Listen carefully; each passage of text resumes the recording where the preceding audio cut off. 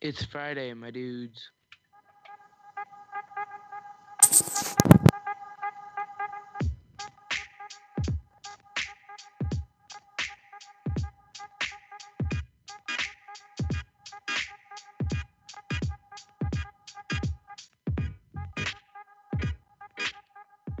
TGIF. Ladies and gentlemen, welcome back. It's time. We've got John Savage. We've got Adam Meakin. We've got Zachary Too Nice for Rice Zabala. And we've got Walter Johnson. My name is Josh Corey. Welcome to Iron Rail Media. Have no sphere.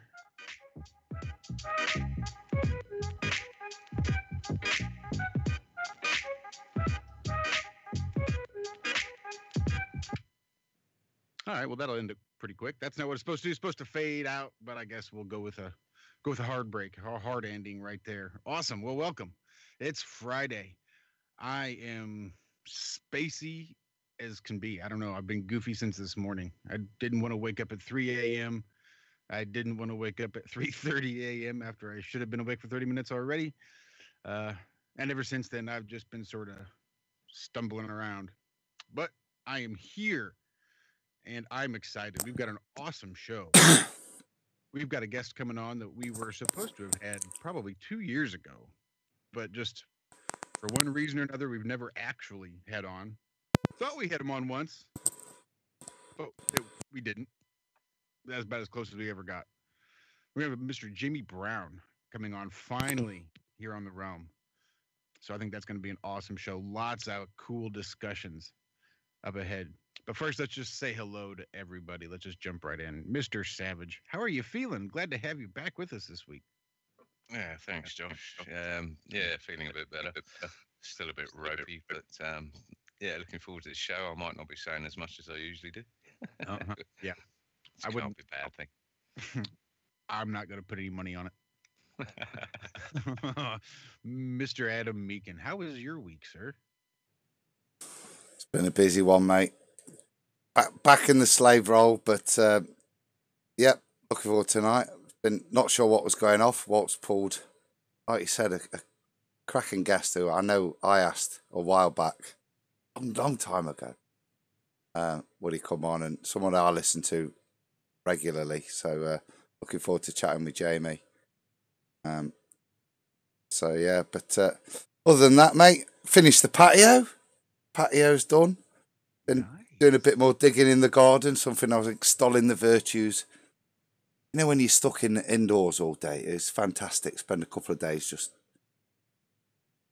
digging soil. Yeah, it was good fun. It was good fun. Except I've hurt my finger. Oh, no. Yeah. Oh, stupid. Ooh. I got polypoos. Yeah. So that's about more sympathy than I got off Marie.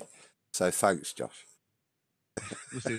Now you'll be able to pull up a chair, sit back, and relax and enjoy the patio. Yeah. And get the boys out there in the dirt. Let them dig around for a little bit. We also have Mr. Zachary Too Nice for Rice Zabala, the nomad, and his awesome Hank's handmade hemp hats, exclusively handmade by him, artisan hats, exclusive. Zach, how are you doing? How was your day today? It was awesome, man. I met a really cool lady. Um, I almost missed the show. I'm glad I grabbed my phone and checked it because I thought it was like noon. We've been talking since about 8 o'clock this morning. And ex-military, really awake. And I started in with the flat Earth a little bit, but I kind of want to wait so I can record it. I think she's going to let me record our conversation so I can share it with you all. But very awake, very knowledgeable on all kinds of the whole esoteric secret society stuff that goes on. Yeah, it was just the day flew by. It was wonderful. I'm liking her already, Zach. Yeah, she as soon as I told her about you guys, she's like, "Oh, I want to meet. I definitely want to talk to the plumber."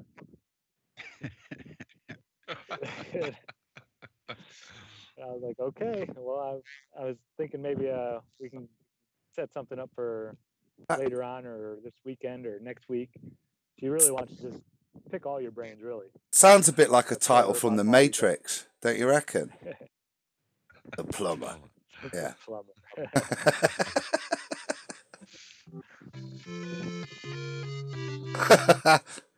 Hey, it's me. Yeah, great day. Hank's doing good. So yeah, good day. Had Awesome. took me about a half hour to pull a splinter out of his paw this morning. Oh It no. was buried pretty deep. Yeah, and I found my pocket watch. Believe it or not. Good.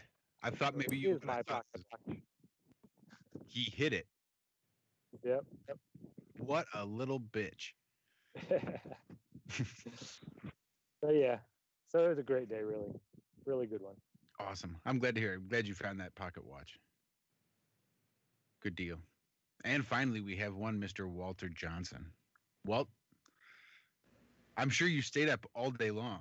I did. You can I'm tell. sure a bunch accomplished. So what all did you get accomplished? Man, it's a list I can't even start. We'll be here. That'll be the whole show with me listing my vast accomplishments for the day. Man, you know how the day started for you and I. We've been off and haven't gotten back on since. I don't know, man. These energies, I don't want to get into all that. Go listen to our morning show we did over there on Truth Frequency Radio to find out what happened to Walt during the night.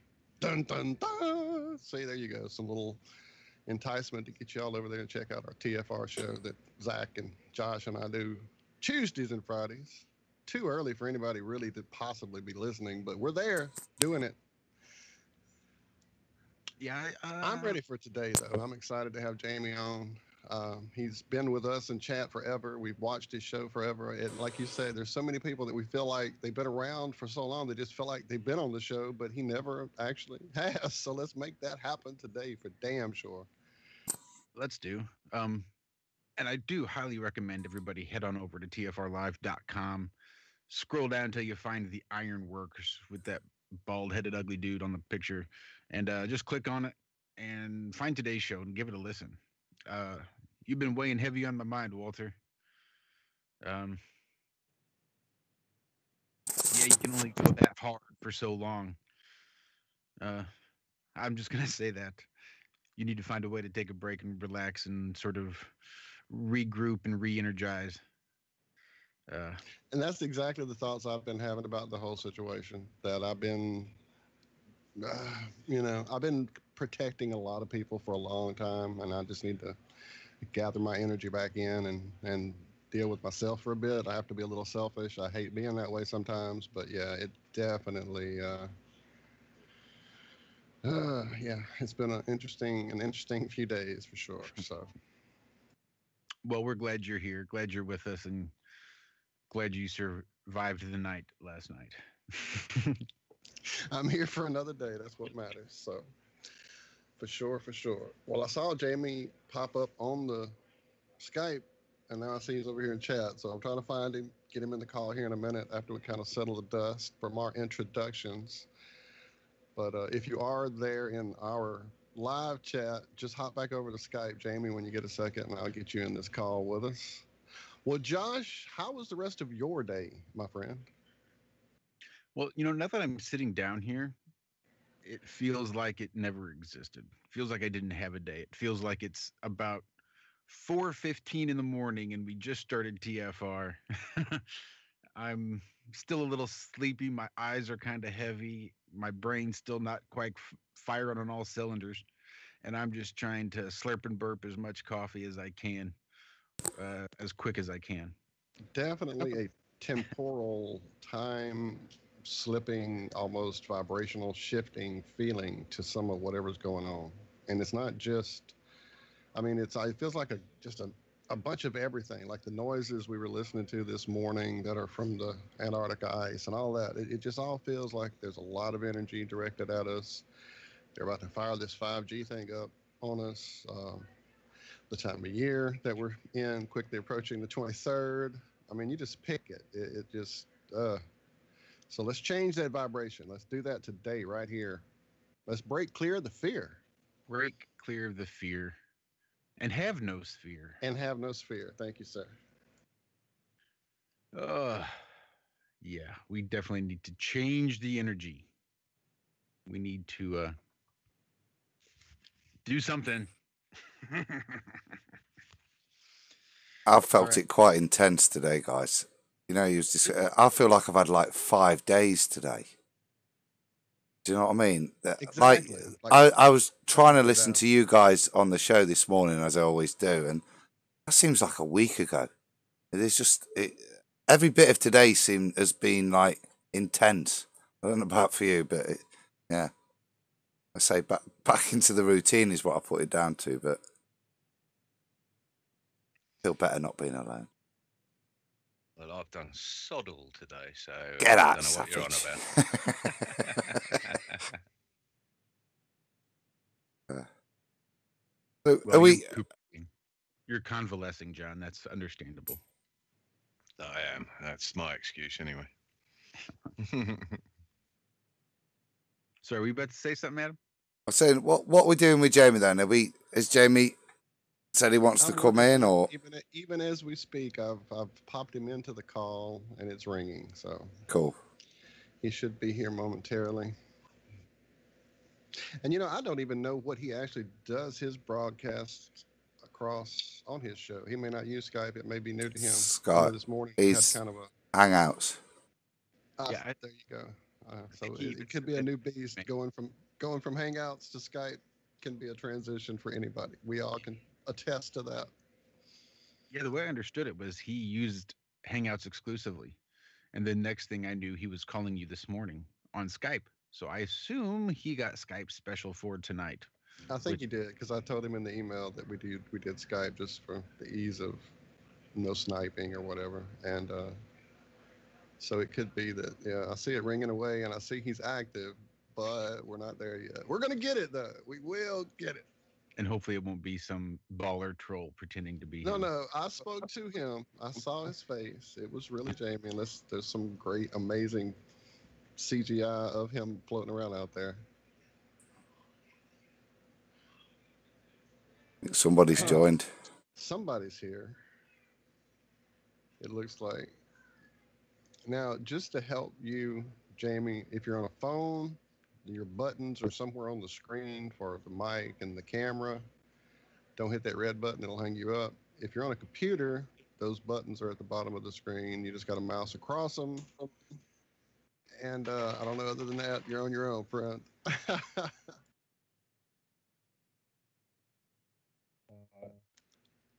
I hear something. Hello. Oh, I think that's him. Yeah, we hear you. How we doing, Jamie Brown? Yeah, not too bad. How are you guys? Perfect. I think we've got you. We're doing well. It's nice to finally get a chance to talk to you. Yeah, it's yeah, but I'm having a hard time hearing you, though, my friend. I don't know if you need to get closer to your microphone or maybe we need to turn you up through Josh or somebody, but I'm definitely not quite picking you up on my end. It sounds like it may almost be a connection issue because it sounds like he's. That's what I was thinking. It sounds like connection issue, maybe. Are you on Wi-Fi or just on I don't know. Well, here's the deal with Skype: is once you install Skype, even for the first time, there's no telling which version you're going to get. You may have to update. You may have to update. I know.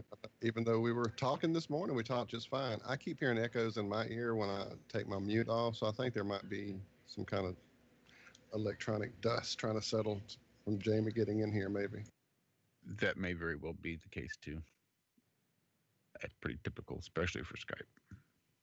Might be an idea to set up a Hangout window, Josh, just in case. I was just about to say, is there a way to actually get him to your Hangout setup you've done with Zach before, or somebody else that we did that way?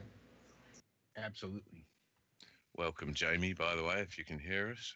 Yeah, Jamie, sorry we're having this trouble getting you in here. I did hear you that time. Yeah, you should hear me. Are you there now, bruv? Now we hear you, friend. Right. Just a bit quiet, Jamie, that's all, I think. Yeah. And I think I'm going to kill my camera feed. That will help with the bandwidth issue. I know sometimes that detracts on my end when I start getting this echo in my ear. So, hi, Yeah. everybody.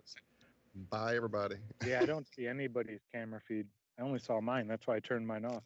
I thought everybody had theirs off. See, I did a Skype update this morning, and that could be part of what we're all dealing with right now. Nobody's seeing anybody else's cameras, and I know John had his update last night while we were talking. So I think everybody's getting the update in different stages. My camera's off just for paranoia. When I'm doing these bloody Windows, my head's moving, bobbing around. I look a bit like a weeble wobble. So I turn it off so I don't look so daft. But I've done with those Skype updates from last week, mate. I got that 12 thing, John. You know, John, you weren't here last week, right? It kept crashing, and I figured out that it's if you load OBS before Skype, Skype keeps crashing. But I tried loading it again from Microsoft and got this version 12 again, mate. Which is just, I don't know, odd. Anyway. Well, certainly, anyway. Welcome to our show, David Sorry. Brown, now that we finally got all the dust worked out. How have you been today, my friend? Yeah, too bad. Just went and see my mum today and went out. Yeah, just not been too bad today. I was good, Jamie. No show today just because you were coming on here. Tuned in because I normally get it on a Friday. I know, I was upset. Part of it was because I was going out as well, so like there wasn't really much point doing it today. Like I could have still, yeah, but anyway. And it looks like I'm seeing in chat everybody is hearing you okay, right? Uh-oh, wait, somebody else says they're still a little bit quiet. I'm not sure. I'm hearing you fine on my end. But anyway, well, we appreciate you showing up here. And I felt bad when I went over to check your channel after our show this morning, after we talked and you were not up. I thought, oh no, we've derailed his show for the day. I hate to do that to anybody, man. You have some great stuff over there. No, it's all good because it's just a break from doing what I do, and it's just good to do something a bit different, really. Yeah, it does take a break sometimes from the routine. Maybe that might help with some of the. And I don't know if you're feeling these bizarre, strange, almost dark energies that the rest of us are dealing with here on the show, man. We've all had an interesting couple of days for sure. I don't know. I just kind of like. I don't know. Maybe it's just like with this whole FE thing, whatever, that I just don't really seeing it going anywhere, and that's just kind of the way I see it. I don't really see this like quote unquote sort of mass awakening. You're getting a bit frustrated, are you, Jamie? After 3 Well, years not now? really frustration, just like more disappointment, really. Reminds me of when did we do that show where we were saying we've been doing this now for feck knows how long, and we're all sat there. What are you going to do in the next year? Probably about the turn of this year, wasn't it? 2018. It might have been before. Think you're right. Absolutely, yes, sir. I know the feeling, bruv. It's like, will you join me? Is the point, isn't it? In terms of when's this mass awakening going to happen? Is that what you're alluding to, or? Well, yeah, and is there even going to be one? Is it like some of that's just been released, just so that they can maybe like distract from something else? I'm not saying that it isn't true. It's just like I don't know, because you're probably sitting with that whole Illuminati card game and how it's on one of the cards. So it's interesting. It yeah, definitely even back has. then they were saying flat earthers know something. You know, even on that card game. Yeah. Yeah, it's like it says they know something, so they don't know everything. Exactly. What is that something? is the key, is it not then? I did think it was disparaging, that card. I always, as Zach said there, that was the words that stood out for me, that they know something. I think that's still pertinent. I don't think it's part of the paradigm. I don't know. John's a big exponent, I think, Jamie, of always saying that the whole thing is part of the psyop. Do you know what I mean? And is. I don't know if that's how you're feeling as well. I wouldn't necessarily call it a psyop, because that can be construed in loads of different ways, and it's slightly weaponized at the moment. What I would say is that, similar to what you're saying there, Jamie, is that it feels like it's been released to distract from something else, and that's the clever part of it, is the fact that it's true. It's Hang not on, a hang lie. on. Yeah, hang on. It's just someone in chat saying my volume's a bit low or something. Sound good, my end, mate. Yeah, you sound good here. I don't know how you sound on YouTube, but yeah, I hear you fine. Yeah, we're hearing you good here. Let me see in chat. Yeah. I don't see. This whole thing with like a psyop, a lot of people assume that when you say someone's a psyop, it means it's false. It's like disinformation or whatever. Like, but say for instance, like the official narrative of say 9/11, that they say that that's a psyop. The 9/11, is a psyop. Yeah, or Sandy Hook, or Boston bombings, or something. Events and what have you. And then when people say flat Earth could be a psyop, that means it's false disinformation, but it could just be that it's like you see with how in the mainstream media it's been kind of pushed in a way, even though they might be mocking it in some way, but like with Barack Obama and all that, and yeah. I'm sorry. It does seem that we're still having some issues with sound, but the problem now is that Adam is apparently way hot and louder than everyone else. Hello. Adam, we know you like to be the star, but you can't keep kicking your volume up like that throughout the show. It must be part of my subconscious turns it off, even when hopefully I'm a bit better now. I've just had a phone call from Ranty. He just rang me saying, "Can't hear Shane, and you're too loud as always." He's on it too. Thank you, Ranty. We appreciate it. Am I quiet enough now, guys? Yeah, you'll have to ask chat, because everything in my headset it must be the OBS settings, because everything in my headset, everybody sounds exactly the same. I'm hoping. I can see the criticism. Iron Rim Media, one click away from perfection. Yeah, I'm one click away from downloading that and all. That's still too loud. Still too loud. Thanks, Selenian. Go a bit further. Hopefully that's better, guys. Have you got your headphone mic on? I was about to ask, are headphones maybe not involved today? Is that maybe the issue? No. Look. I'll go back to camera. Okay, you're covered. You're covered. Yeah, it's way too close to your gob. That'll do it. Speak. And speak. There you go. Now, shout. What? There you go. That's what you usually like. All right, we're back to normal. Ask them in chat. Constance has sorted me out. Thank you, Constance. Constance says thanks. It looks better. It sounds better. The distance was it. Mike, stop eating the mic. So anyway, yeah, back to that, Jamie. Yeah, the psyop thing. It doesn't necessarily mean it's fake. That's the clever part about the way I see it. It's not, and it's not.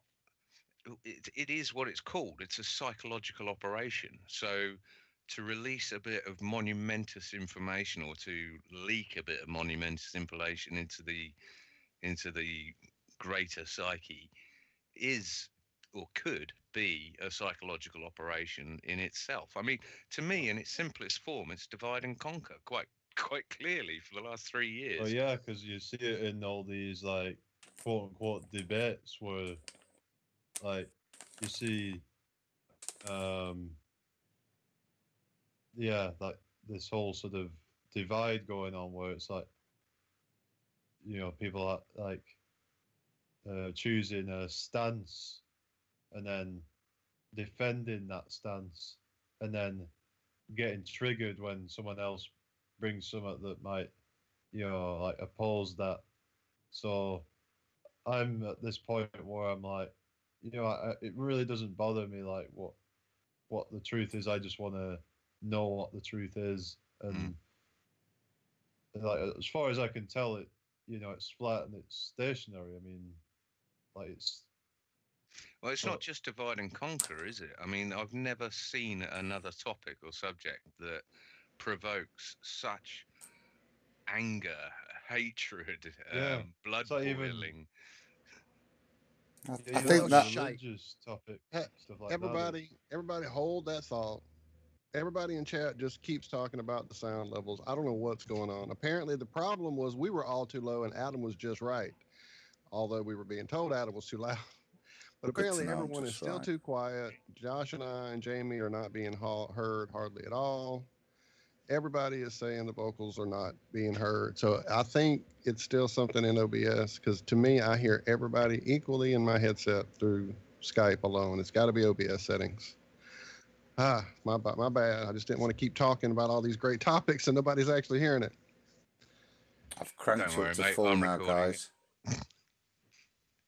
And do no more. Okay, test. Ace McLeod, how does that sound, my friend? Now you're sounding better. Selenium. Well, Constance, my tell me, mouth is not is it all good? constant. Somebody. All right, they hear us. We're back to that. Well, now that I've interrupted you. everyone, let me throw this in there. I definitely felt that this was handed to us. I did not go looking for flat Earth. I did not have any knowledge of flat Earth. I knew there were some problems with the theories and stuff that I've been taught throughout all the astrophysics and all that, but I didn't ever put it to a flat Earth explanation. Then flat Earth started appearing, not just being on my video feeds, but being suggested to me every other video for no reason other than I had happened to see one or two of Crow 777's Lunar Wave videos. So yes, this felt rolled out, this felt handed to us. For a while, I went with that theory that they had kind of looked at the wave of this peaking this time, and they were trying to get ahead of it with all the agents and all the disinfo people that were out there waiting for this to happen this time. But as we've gotten deeper into this, and it's caused so much friction, it's caused people to literally lose family members, husbands, wives, children have been taken from parents. I've lost a friend of 20 plus years I haven't spoken to literally in 3 years. I think that was a big part of this, not just a division amongst people like religion, which is a big part of this, or race, or all of these divisions. This one has taken it to the family. This has taken it to your children. This has broken families apart, you know? So I think that was a big part of this. They set all this bullshit in place and then threw it all at us to fuck it all up. Yeah, like you think about like with the whole sort of like Agenda 21 and Agenda 2030 and the you know, trying to you know, no, it's not that one, is it? It's the thing where you're right. So it might be to do with that, with, you know, trying to break down the family unit. I think that's what I was trying to get at, you know, and this might even. Well, they say the family unit is not sustainable, isn't it? Sorry, carry on. But yeah, the you know, there's sort of causing like that, you know, sort of, you know, like wedge between, like you said, families and, you know, tearing them apart from their children. It's like, how could something that's so harmless like this, you know, like questioning your reality, like I know, right? Have such a big effect. And yeah, it has to me, it has to have been like rolled out in some way. Well, in some way, it divides the population amongst those that are willing to test their own reality and find out for themselves. Yes, exactly, John. That's and brilliant. those who can't That's be it. bothered and who would rather take the path of least resistance, stick with the sheep clan globe camp and sit there and point fingers and laugh when they're biggest figures like Wolfie and Sly and all those Muppets. Yeah, it sort of divides the doers from the followers, and yeah, the followers really, really don't like the doers. And almost like they're trying to weed out the people that, you know, they'd have to worry about in the future, exposing their lies. The blue stickers. Yeah, exactly. The blue stickers. They're just making sure, you know, crossing their T's and dotting their I's on making sure they have all of us on the list. For the people that are data just the people collection, that are willing. basically. Yeah, people that are willing to speak out against it, you know. So, Jamie, have you lost friends, family members, anything like that to this? I've lost any of them. I mean, you know, I just don't really bring it up too much because, you know, it's just really not worth it for the, you know, most of the people that I would talk. I mean, so I've talked to some people about it, but I know with that, you know, family members and stuff. Well, I don't really have a big family anyway, but like, you know, just the people that are in my family or whatever, I don't really bother talking so much about it anymore because it's like, you know, I've kind of past the point of wanting to, you know, convince them about it because I just know that they're probably just going to stick with what they think to be true. And, yeah, you know, it's like, well, if that's the case, you know, then so be it. You know, I mean, it's. And oftentimes hearing this from a family member is the catalyst to shut the door, slam it, and lock it. You know, as opposed to hearing it from, let's say, a total stranger on Twitter or something that you don't have any emotional baggage with. Many times with your family and friends, you know, you have this sort of emotional baggage that they think they know more than you. Basically, they're older than you. They taught you. They remember you shitting in your diapers, and you know, how can you possibly know more than every scientist on the earth and all this sort of stuff? And again, we come back to the testers and the followers. Yeah, most of these people that you see on like Twitter and your social media, you just really don't have any idea about these, who they are, what their backgrounds are, and all of that. So, I think if you're gonna be sort of, you know, if they're gonna call you names, then it's not really gonna probably have as much, you know, so much of an effect on you. But then if you was to get ostracized from your own family and all that, then that's gonna upset you a lot more, isn't it? For most people. Yeah, right. So I'm kind of glad that's not really happened to me, because, you know, like, well, So how did you fall into flat Earth then? Did you how did that happen? Because you've been here from day one, haven't you? Pretty much. well, I won't say. I mean, that's probably when I was looking at you know, the stuff about giant trees and things like that. You know, I sort of, you know, you know, stumble upon it really, and All right, you came in that route. So what's your it's about the, current thoughts on the, what was it called, the no trees on flat Earth or something? Yeah, I mean, it's, Yes. like, What's your current thought on that now? Well, I don't know, like, cause, like, well, I've come to like realize that I don't think you can really rely on it from what, you know, like from the far into the past. So, like, I don't think that that it's what we've been told, but then I don't know if it's trees or what. I don't know. Like I'm just like it's something that I just sort of I keep an open mind to really. Probably the best bet, yeah. Yeah. At this stage, anyway, open mind is probably about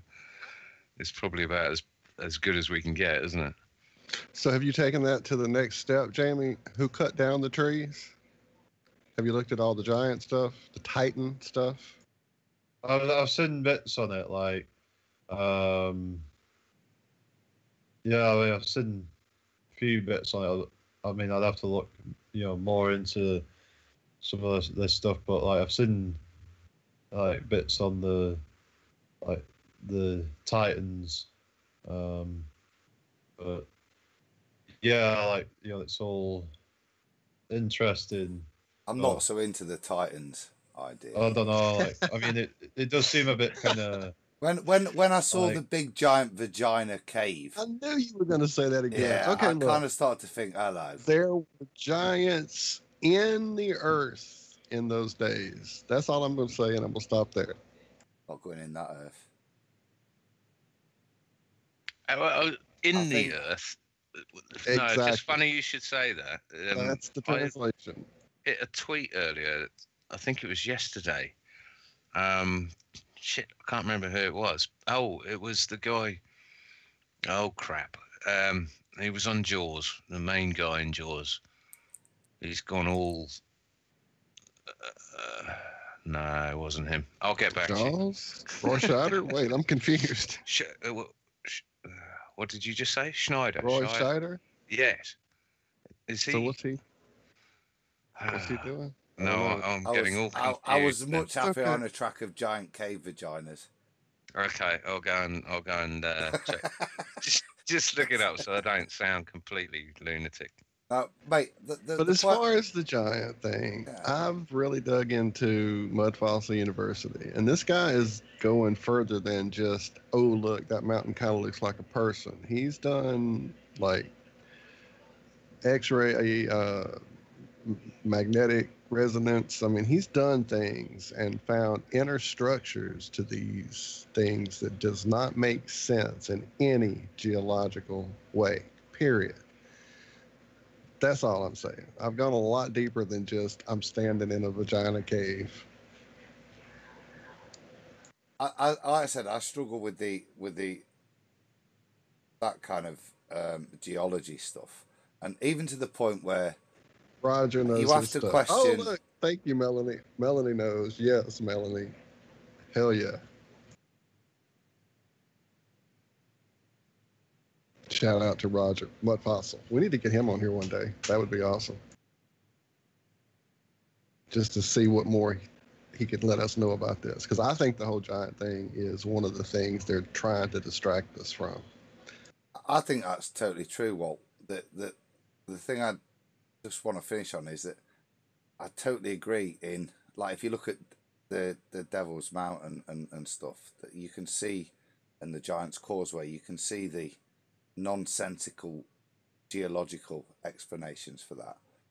I think the trouble is when you try to express every single mountain range as a once giant tree. Well, not all of them have been said to be that.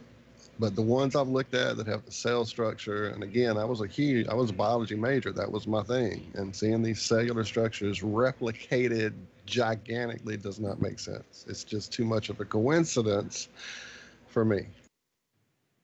The Devil's Mountain is more. And that's more tree stuff and the cellular structure. Of cellular structure than anything else I've seen, yeah. Absolutely, the way it flakes off. Sorry, Jamie, we got all sidetracked. Sorry. Yeah. This is what we do, well, man.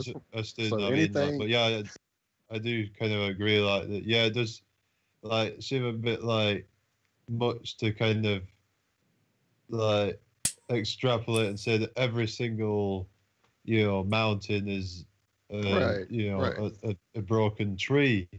But the whole sort of idea of it, I kind of think is interesting. It kind of resonates somewhat, but it's so that there is some leaps in it, like leaps of faith. But yeah, I mean, it just kind of gets you to sort of really question what you've been told, I would say, because about, obviously with the, the mainstream narrative of these things, like that, it's just some kind of natural sort of geological phenomena. That's the thing, Jamie, innit? I find it more plausible, using the science I've read, that it is a fossilized once organic structure, given the strata and layers horizontally that's demonstrated in things like the Devil's Tower, than compared to it being some completely strange, nonsensical crystallization of molten rock. It just doesn't. That seems less plausible from a scientific point of view than actually a giant tree that got fossilized. That just seems more sensible, given my knowledge of science, than the supposed crystallization. Well, just this morning we talked about the fact that every other day there's some new scientific proof or certainty that gets turned on its head. There was these rocks that were definitely 3.6 billion years old, the oldest rocks, fossils, whatever. And now they're just some rocks. We were wrong. Sorry. Oops. Our bad. And it just constantly happens like that.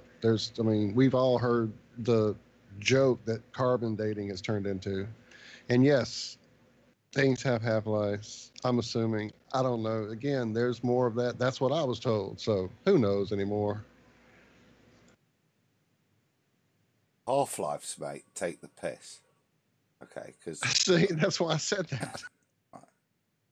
I really do struggle with them when they're using them in that sense, because the detection rate is so low that to get any decent sample size, you'd have to wait 10,000 years to confirm it's accurate. It's all guesstimation, all of it. It's very different to when you're using radioisotopes medicinally, where you're getting tons of emission. This is minute emission that they then it's just bunkum, isn't it? Another.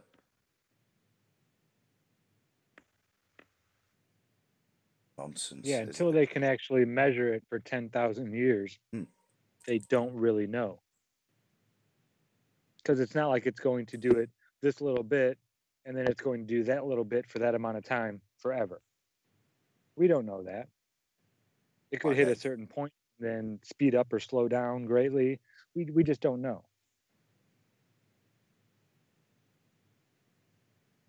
The thing with radioactive decay is it can then cause additional knock-on effects as well, can't it, as it travels out? So it is bunkum. That's what I say. It's just, again, pseudoscience purporting as science, because there is science around radioactivity, but to extrapolate it to those extremes with no data to back anything up you're claiming, as you say, Zach, the best we could go back is 150 years of radioactive data.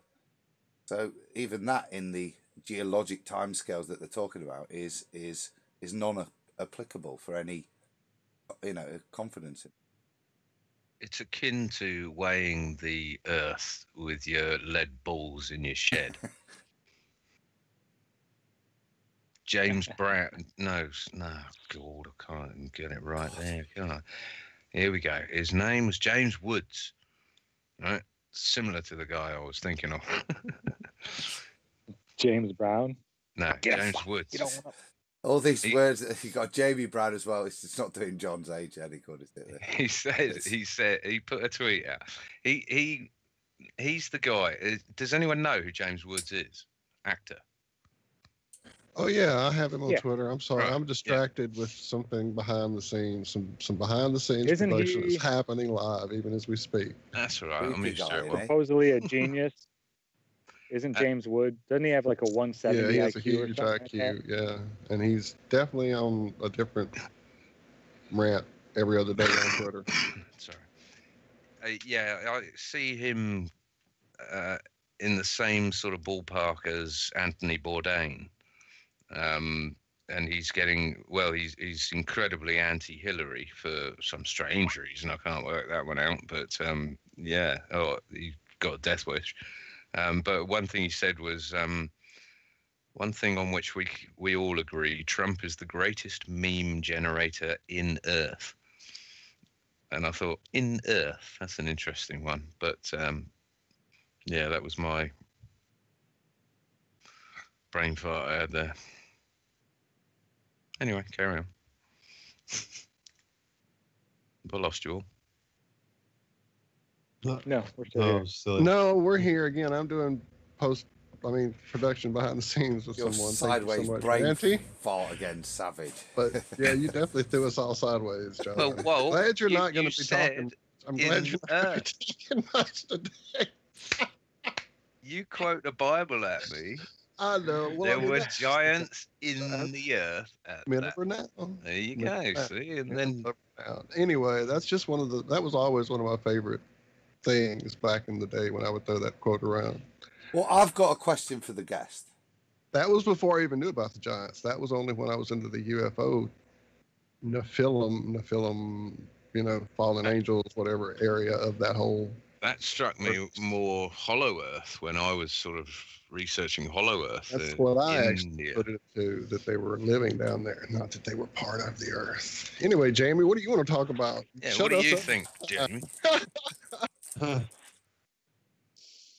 Jamie Yeah, I Madison. don't know. Like, don't really have any. Like, What would you like to topics see in next particular. happen? What I would like Is to there see. any certain, any certain experiments that you think need to be further investigated or more, just done in depth more? What do you think? Where do you I don't think know we should really, go because next? I just like feel like, well, even if you try to go further, maybe there's certain people that are just not going to accept anything that you put out there. Is it, I mean, unless it's just something it's like maybe just some people aren't getting it perhaps, and maybe something else that might actually kind of put that sort of final nail in the coffin for someone. It's like everyone seems to have like a standard for proof, don't they? If you get what I'm saying, like. Well, But Jamie, Jamie, with that we're in dealing- mind, right? Is there? You were saying earlier, what to do now. Is there something you'd like to see happen that you think could instigate? Do you know what I mean? A change, because we sit and rack at our heads of what can you do to wake people up? Is there something that you think could take it forward? Not necessarily an experiment like Zach's suggesting, because we've got tons of them, haven't we? That if you are interested in looking, you can see. But is there something that we can do to make people look?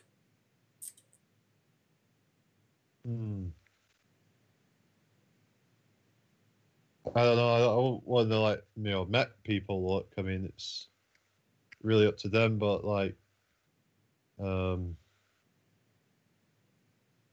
yeah, I couldn't really say. I mean, the thing is, though, I mean, the whole obviously the flat Earth thing. It's just one thing. So, I mean, I suppose maybe I was talking about it before. Just sort of put it. If people putting all their eggs in one basket, maybe that's the problem. Well, you But don't do that, do you? You've got YouTube channels. You do meetups.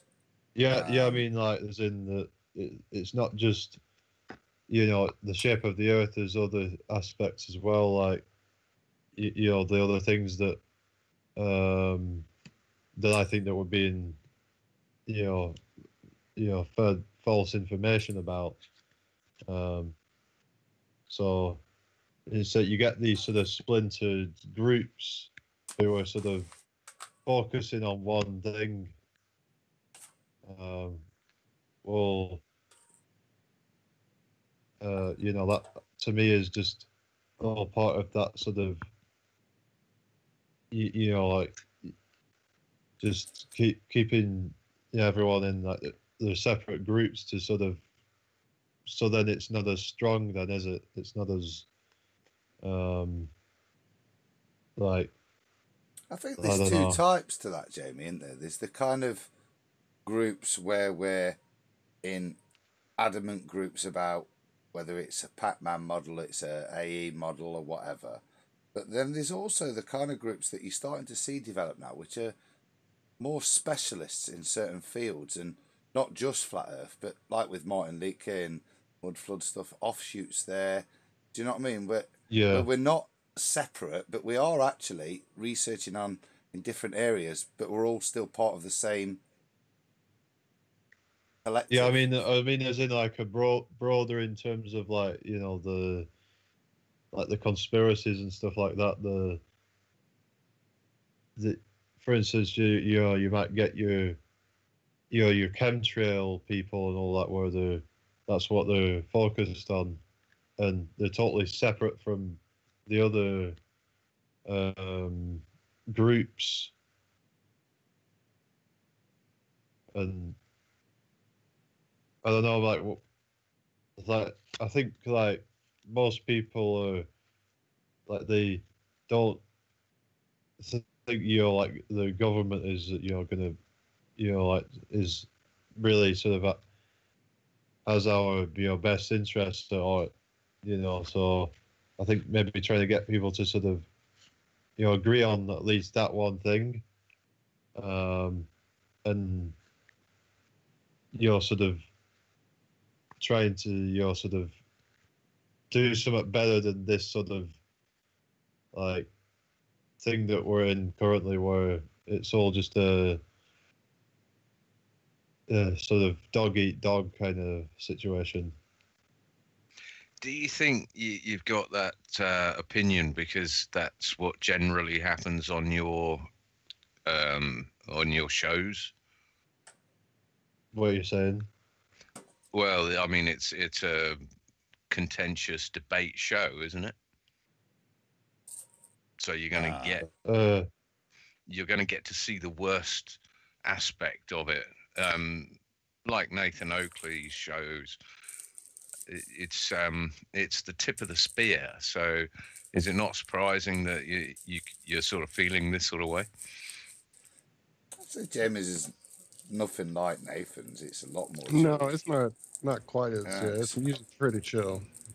The thing about Jamie's is it is open to any topic. Whenever I've listened in, it's not, as you're alluding to, Jamie. It's not just flat Earth for me. There's all sorts of stuff you'll cover. Something like that comes to my mind, I'll express my views on that topic. There's and to me it's not just flat Earth, and maybe that's part of the reason that it is so sort of trending right now, because maybe to get focused on that one issue is can't do it all the time, can you? Do you know what I mean? We don't. There's all sorts of stuff. You know what I mean? That side shoots of it. It's still around that same false paradigm they're trying to make you live, but they stick constantly to the perspective and the shape of the Earth is boring, isn't it? To be honest. Well, it's not just that, but it's like I think it's important to kind of branch out and see what else is going on. Obviously, well, it's all connected. The shape of the Earth is the fundamentals of the reality, and then everything else is all what's happening within that. So, it's like an umbrella. I see it. It's that, and with it's the lie that holds all the lies together.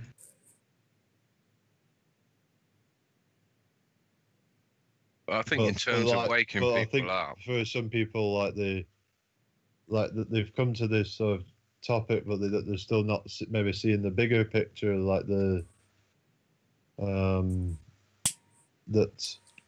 it's not just about the shape of the Earth. That it goes a lot deeper than that. I think it's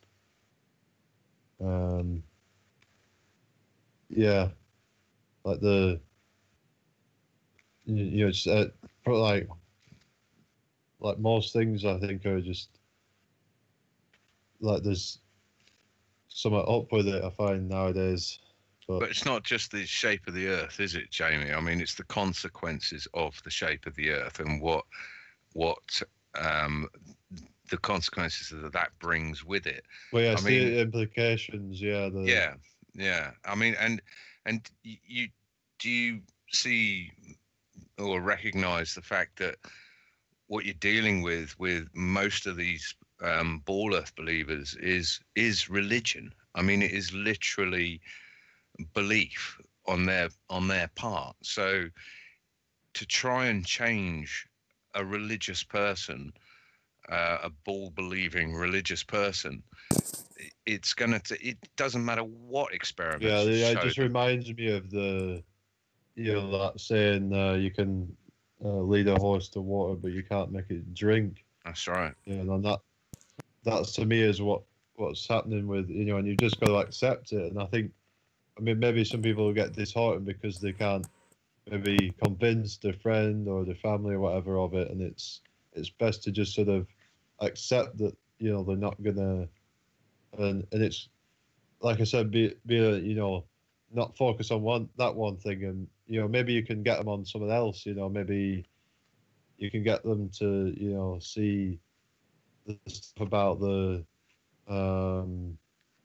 like maybe the big pharma, for instance. Like get them to, and vaccines or chemtrails. The list goes on. Yeah, so. Or just politics in general. Because like most people know that that's corrupt. Like even the the diehard, even if they think that we've been to the moon and all that, like they'll still say, yeah. I mean, maybe talk about like how your votes don't really count and all of that, and whoever gets in it, they're not really elected, they're selected and all that, and it's. Well, I think it's a journey, isn't it? I mean, a lot of us started, or I'm speaking for myself, a lot of us started after 9/11, some of us before 9/11, but it was like conspiracy diluted, finding Alex Jones. And I remember thinking, this is the absolute cutting edge, the be all, the end all of what's going on in the world. I can't, it can't get deeper than this. And then obviously it did get much deeper than that, but there are certain dominoes that have to fall before, and it sounds pretentious or patronizing when I say to people on Twitter or something, you're just not ready for flat Earth. If you think the moon landing is a conspiracy theory, then you're simply not ready for flat Earth yet. But it is, don't you think, some sort of logical journey that we go through. Sorry.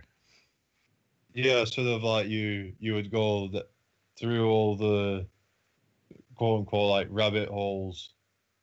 Like if you was to come to this sort of stuff, like without ever sort of considering any of the other things like 9/11, moon landings, vaccines, chemtrails, etc. Then. But I mean, for a lot of people, some people just reaction see to it those will be a things, lot though. worse, probably. I think a lot of people, well, I mean, my journey started probably age 13 when I got arrested for, something I didn't do. And I knew I hadn't done it, obviously. And so I got to see it I got to see the police from a certain position of, they're trying to bully me. They're thugs. They're pushing me into a confession or something for something I know I didn't do. And other people may have had an introduction to this with, say, they've had a vaccinated child that developed autism days afterwards, or worst case scenario, died days after. There are so many different avenues that people can go through, or the judiciary, through the legal system, and going up in court and seeing that that's a complete sham. Or I mean, there are so many avenues that you can enter down this journey, but it is a journey. Even though at 13 I was shown that the police weren't what I thought they were, which was there to uphold the law and protect you and this, that, and the other. If you'd told me at that point, the world's run by Satanists that eat children, I'd have been like laughing in your face. It's ridiculous, So to someone who's understood that 9/11's not an inside or is an inside job and is not what we've been portrayed as, you can't just crack flat Earth on them without them going, or the moon landings are fake, without them going through that process themselves. I just think it's an awfully long journey, and a lot of these people that just want to just find out about flat Earth and just tell me and I'll become a flat earther, show me this and I'll become a flat earth. They just don't get it. It takes a lot of hours of research and an open mind as well with it.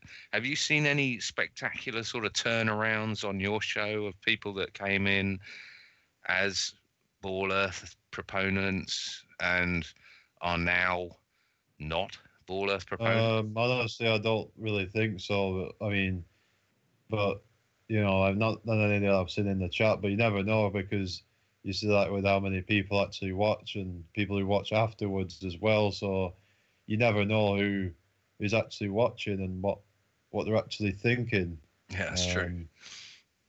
So yeah, I just sort of, but it's really not necessarily for that. It's just to sort of share information. And like I said, to me, it goes deeper. There's, other avenues, and it's good to chat because then you can sort of bounce ideas off of each other and, and maybe figure something else out that you never really thought of because, that's like when you got like more than one idea, sort of, you can, when those ideas come together, they sort of, magic can happen, really. Yeah, no, it's absolutely. So it's not so much ideas necessarily for me, especially early on. I'm not talking about breaking paradigm that government's there to look after you. But when you are reaching flat Earth, for me, the thing that led me on my journey and convinced me all was actually exposing that the proofs I had were nonsensical. Do you know what I mean? Like the way us guys met was me doing curvature calculation and checking the 8 inches per mile and trying to figure out why that was supposedly what it was. You know what I mean? It's to me, it's like with the ranty stuff with the observations and all. To me, the biggest isn't necessarily to prove flat Earth, but early on to just say, look, what you believe has no basis, and actually, it's the evidence is the opposite. Well, it's just like then you sort of come to this whole thing, and you sort of realize that all they've got to say then is that it's atmospheric refraction that's causing it to appear lifted up to where we can see it, like when you see the distant mountain ranges and yeah. So yeah, obviously you've covered that sort of stuff before, haven't you? With the. That's kind of Zach's realm. Just slap them. Well, yeah. And that stuff in terms of optics, because yeah. But the curve calculator is your realm, Adam, and we're knocking on to an hour here. Should we take a break and come back? And because I know you wanted to run your curve calculator past Jamie here.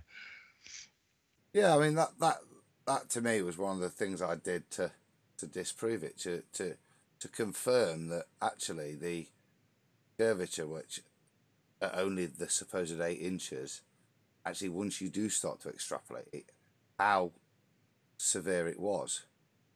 And I know Yeah, I did want to do it tonight because I know I'd done it really geekily, hadn't I? As always. So tonight I want to just turn it into the savage iron equation, which is which Well, is you don't get a better segue than that. Then. a lot less decimal places, put simply. But yeah, shall we? Don't know if Josh can get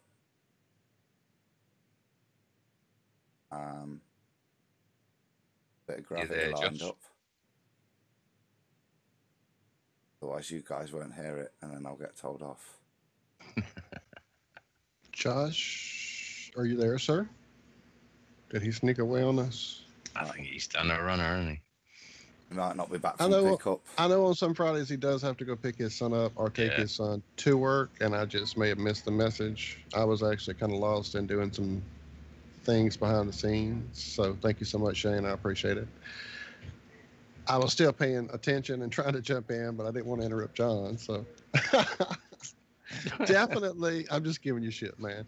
Definitely, though, Jamie, just to kind of throw back on some of what you said, this whole thing is, and you as well, John, this path is something that's got to be done for yourself. You can't be forced. You can't be pushed. Even those of us, as you say, who were looking at truths and looking at conspiracies, this had to be our own. We never would have. We laughed at flat Earth like everyone else did. You know, we had to make the journey. So, unfortunately, some people are just dragging and stomping their feet for some damn reason. Probably as much TV as they watch per day is how hard they're fighting against the ball, or against it not being a ball, whatever. And I'm really stalling here trying to see if I can do any setting changes while I'm in here, but I don't have access to OBS. Adam, it's all about you. I have access to the YouTube stuff, but not the OBS stuff. Well, while the wheels are churning in the background and I'm being extraordinarily quiet here, I'll ask you another question, Jamie. As you said, you were you look at the figures of people that are watching live and the downloads afterwards. What would you say the ratio is between the people who are watching live to the amount of people that download afterwards? Is it significant or not? I don't know, really. I mean, it seems like most of the people are watching live, like most of the time. Like, it depends. I've had a few where like if it depends like what's happened. Sometimes you'll get people watching afterwards if it's had a few shares or whatever. But I think yeah, most of it is live. But still, though, like there's probably people that are watching live that aren't even signed in, so they can't even really come into chat or whatever, and or they just don't want to come into chat or whatever. So you don't know who you're actually reaching out to. No, that's a good point. That's a good point. I don't know if they register on the number of people watching. Well, yeah, they might be, but still, like if I'm, say, getting, sometimes I'll get, 50 odd or 60 or whatever people, sometimes I've had over 100 people watching, and sometimes there might only be 5 or 10 people in the chat. So who are the rest of these people are actually watching? That's what I'm interested in. Well, 100 people live that's big time. Well, maybe I don't get that 100 so much nowadays. I mean, it depends. Like, yeah, I mean, I've been getting sort of maybe 60, 70 sort of average, as in like the peak. That is. But but who knows what the actual view counts really are? I mean, that's stuff that. How can you tell that? You can't trust YouTube as far as you can throw them anyway. But say 60 people are watching live, that's 60 hits. What sort of hits are you getting on shows? Yeah, John, but they just installed that new AI days ago when YouTube went down for that hour and a half or whatever it was, and they launched the new AI. So now it's going to be flawless. Stick that in your pocket. Well, to be honest, I noticed that for a lot of them, they seem to kind of like stopped going up so much after a while. Like they just sort of, I don't know. It's kind of funny how it gets like hundreds of views in the first day and then sort of just like stops getting any views. So I don't know whether that's real or not. I don't know. Like I'm not the one that's counting them. Do you put Flat Earth in your Hangout titles? Yeah, I did sort of for a period. I didn't sort of put it because I was feeling that for a period that like is putting Flat Earth in the title really a good thing? Is it? Is it Put detrimental? people off and all of that, but then I was realizing that actually, you know what I mean. It's not that whole thing isn't really about trying to sort of convert anybody or out like that. So that didn't really matter to me anyway. So like, you know, I suppose I just wanted to reach out to people that are actually a bit more, you know, sort of already kind of on board with some of these sort of, you know, sort of controversial topics, really. But these days, actually putting Flat Earth in your title may be detrimental if we're dealing with logarithms, AI. I mean, maybe we should all. Who's to say though that they're not, you know, like if once they know that you put in Flat Earth in, then you know, like even if you stop putting Flat Earth in, Yeah. like will these still then? You're blackballed. Yeah, you might be like like blacklisted or you know like shadow banned or whatever you call it. Well, I wonder if we should all start a hashtag. Well, just as an Flat Earth interesting experiment is even as we speak happening, John, because for the last few weeks we've gone without Flat Earth in our title, and the numbers have been lower. And this week, Flat Earth is in our title again, and we have higher numbers. Or it could just be Jamie bringing the heat. I don't know. It could be Jamie. Oh yeah, I noticed. When did you put Flat Earth in the title? I don't remember. I've been playing around. I've been doing some behind the scenes stuff. I've been talking with a professional search engine operating system SEO guy. Yeah, and he's been advising me behind the scenes here. Sorry, I didn't mean to interrupt y'all on that, but since you were talking about that very thing, and that's what I was working on. Well, I'm just wondering whether we should put whatever Flat Earth is backwards. Hashtag what? Let's play with them, right? You know? Let me see what that looks like. Yeah, Y'all go ahead. Sorry. Tell Freya. Okay, it doesn't look like Josh is with us yet. I'm good to go, guys. It's just like the thing. Josh, and have not received a response, so I don't know. Here, just roll. There's Josh. Rolling just in time for the break. Speak of the devil. Load us up a bit of that Shania. Cheyenne. Cheyenne. He does it on purpose. He knows. I know he does. Names are not my thing. Sorry. You know the lyrics now, though, don't you? I think I've only heard it about 3 times. Well, John, you stick around for the next 3.5 minutes. Jamie, 3.5 minutes break, mate, for a gravity break. So yeah, get you some coffee, go to the loo, whatever you need to do. Then Adam's dying to present his presentation to you. Bursting over here, bursting. Sooner get out of the way. Yeah, I'm probably gonna like get off of here in about like half an hour or so, maybe, if that's okay. That'll give me just long enough, Jamie, to bore the crap out of you with me maths. If that's all right. No worries. Good job. I think Josh is good to go, I think. Just give me 1 second, Josh. I am good. Just want to remind everybody to mute up during the break, and that will give the maximum loudness for this video because it's piping in through my side. So anybody that talks or is unmuted, step on it. Just before we go to break, Jamie, can you give us where people can get hold of you, what your YouTube account is, your Twitter account, Yeah, so just type in Jamie Brown into the YouTube search. It should be the first one that comes up. Sweet. And Twitter, I've got just type in Jamie Brown, and or you can type in at Jamie Brown FE95. That's for Twitter, and then obviously I'm on Facebook as well. Nice. Jamie Brown as well for that yeah.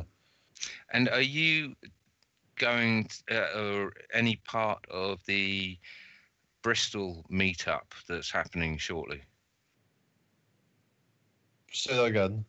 There's a meetup, a Flat Earth meetup in Bristol shortly. Are you any part of that, or have you heard of that? No, that's a bit far for me, that one. Oh, was it? Okay. Bit south, isn't it? Is it Blackburn you're at, Jamie, isn't it? Yeah. Right, gotcha. Yeah. Okay, I wanted to put a shout out to the Bristol meetup. Well, yeah, well, you mentioned that. I mean, I've got one coming up on the 27th of October on Meakin Park, Manchester, at the Stables Cafe at 12 noon. Excellent. Say that again, mate. It's Heaton Park in Manchester at 12 noon at the Stables Cafe. 27th of October. Excellent. So next week. Yeah, like next Saturday. Yeah. Next Saturday. Fantastic. All right, bud. Cheers for that. Take it away, Josh. Yeah, Josh, I'll hand over to you. I'll mute, mate, and have a break. Sounds good to me. I do a nice little recap, but shit, I've been gone this whole time, so it would be disingenuous. So I'm just gonna go right into some Shine and some Gravity. We'll just call it done, and I'll try to catch up during the break and maybe a little bit when I get back. But I know we do have Jamie Brown with us, which is awesome. And that's about it. We've just been playing, getting to know Jamie and hanging out. So stick around. This is just a few minutes, and we'll be right back.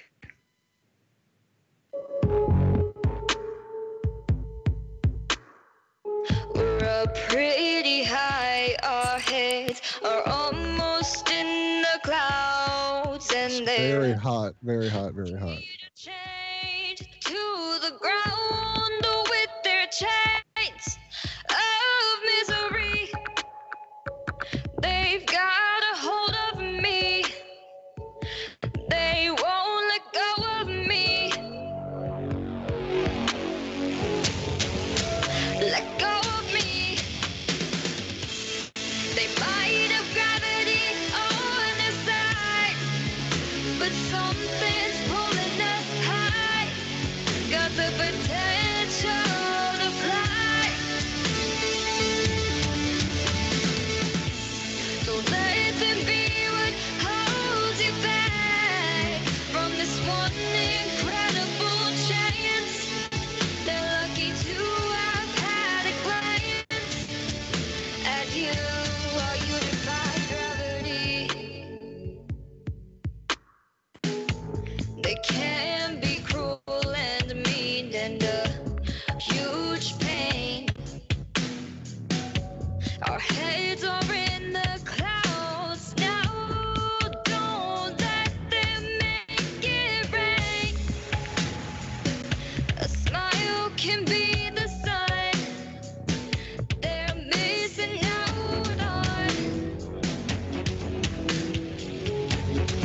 on their rainy day.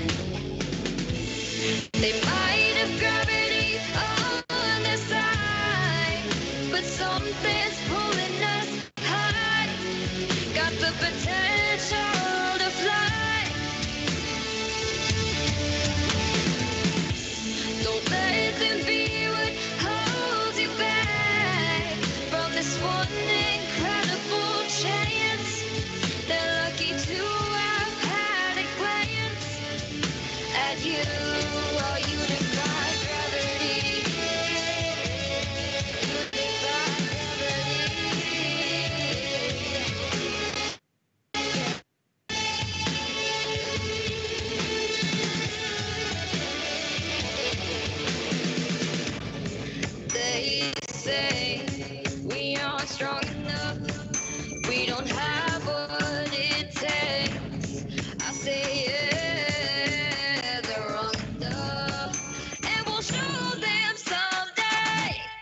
They might have gravity on their side, but something's pulling us high.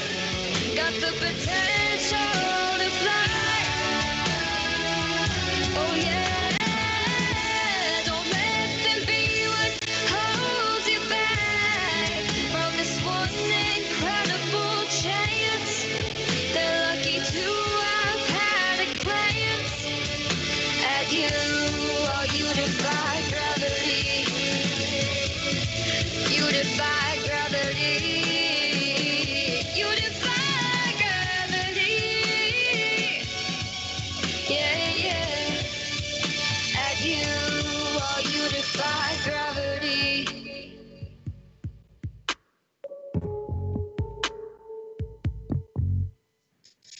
Fears the little deaths. This is Uncle Walt from the Ironworks. Josh, Corey, and I have chosen to look at life with no fear. No fear of the unknown. No fear of questions about the supposedly well-known. No fear of ridicule for thinking outside the familiar fool's lines. No fear of the boot on the neck of those refusing the party line. No fear of taking on those so convinced of their beliefs they would sooner drink the Kool-Aid than believe they've been fools made. In this world filled with me too, cattle think, can truth's protective layers be peeled back to show the tender, juicy pink? Are we all just grist for the mill? Souls sold against our will, or is that just how it feels? When you're filled to the rim, trivialities so fear-filled and grim, break clear of the fear. Right here, Tuesdays and Fridays at 2 a.m. on TFR. Josh and I and you will hammer out the impurities of technology-driven groupthink, fold in a dash of logic, and quench it all with a bit of absurdity. The Ironworks. Break clear of the fear. I'm Neil deGrasse Tyson, bitch. Savage! Thank God it's Friday! And welcome back. I think we managed to make it. I didn't catch any coffee, but it was an eventful break nonetheless. I got a lot of stuff accomplished. Like what? Well, I went upstairs and I got some flowers and I brought them down so that I'd be able to break some up during the show. I went out and smoked half a cigarette. And I went and told my girlfriend hello, gave her a quick peck on the cheek while she was playing with the dogs.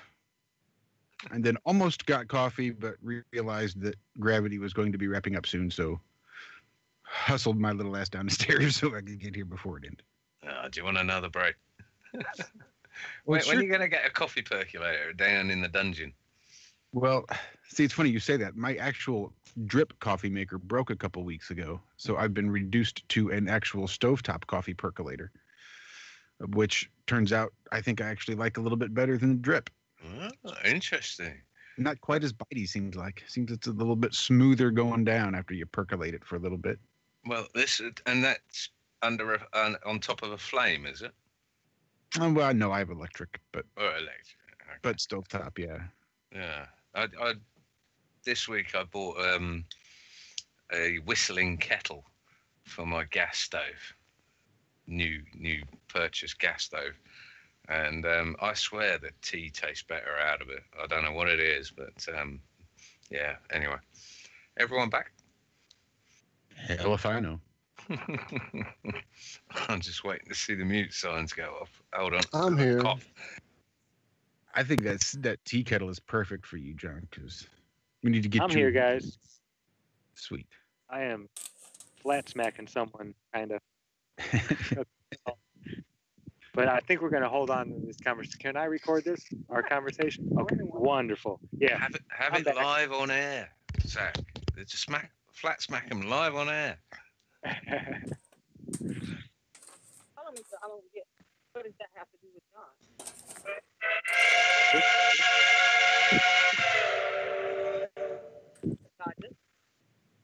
One of the things with that movie. That's not quite a steam kettle, but that's how. When John gets all worked up, picture the steam out of his ears, right? Sling steam kettle. So I think that's perfect for you. I I dig think it. I've lost my.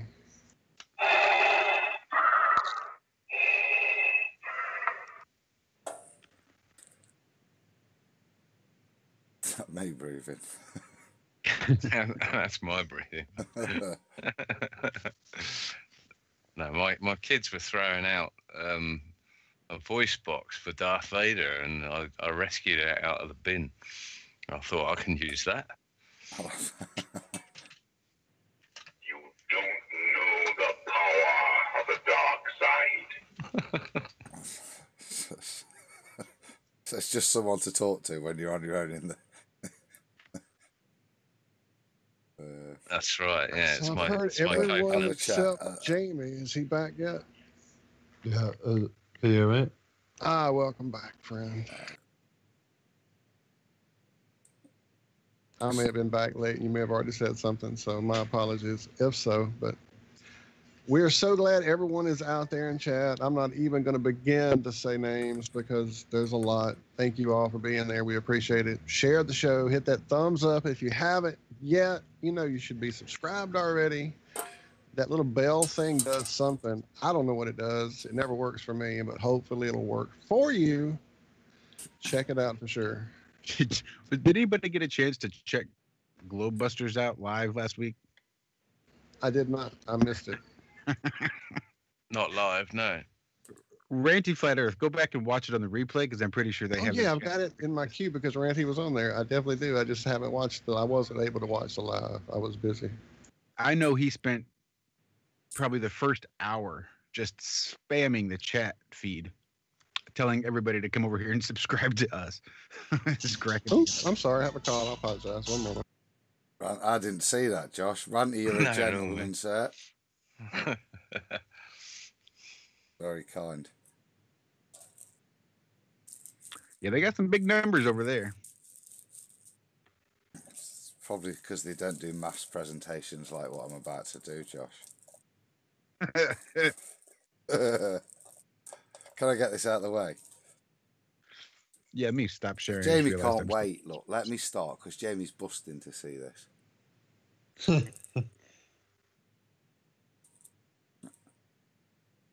Right, I need to set it up so you guys can see it as well, don't I? Right.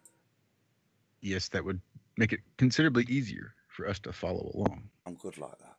Should give a little rundown of what it is you're presenting, where this came from, and that you weren't satisfied with the 8 inches per mile squared, and so you decided to geek on it and come up with something that was hugely more accurate on the fictitious ball. Fair summation. Yeah, maybe Keeping not enough time.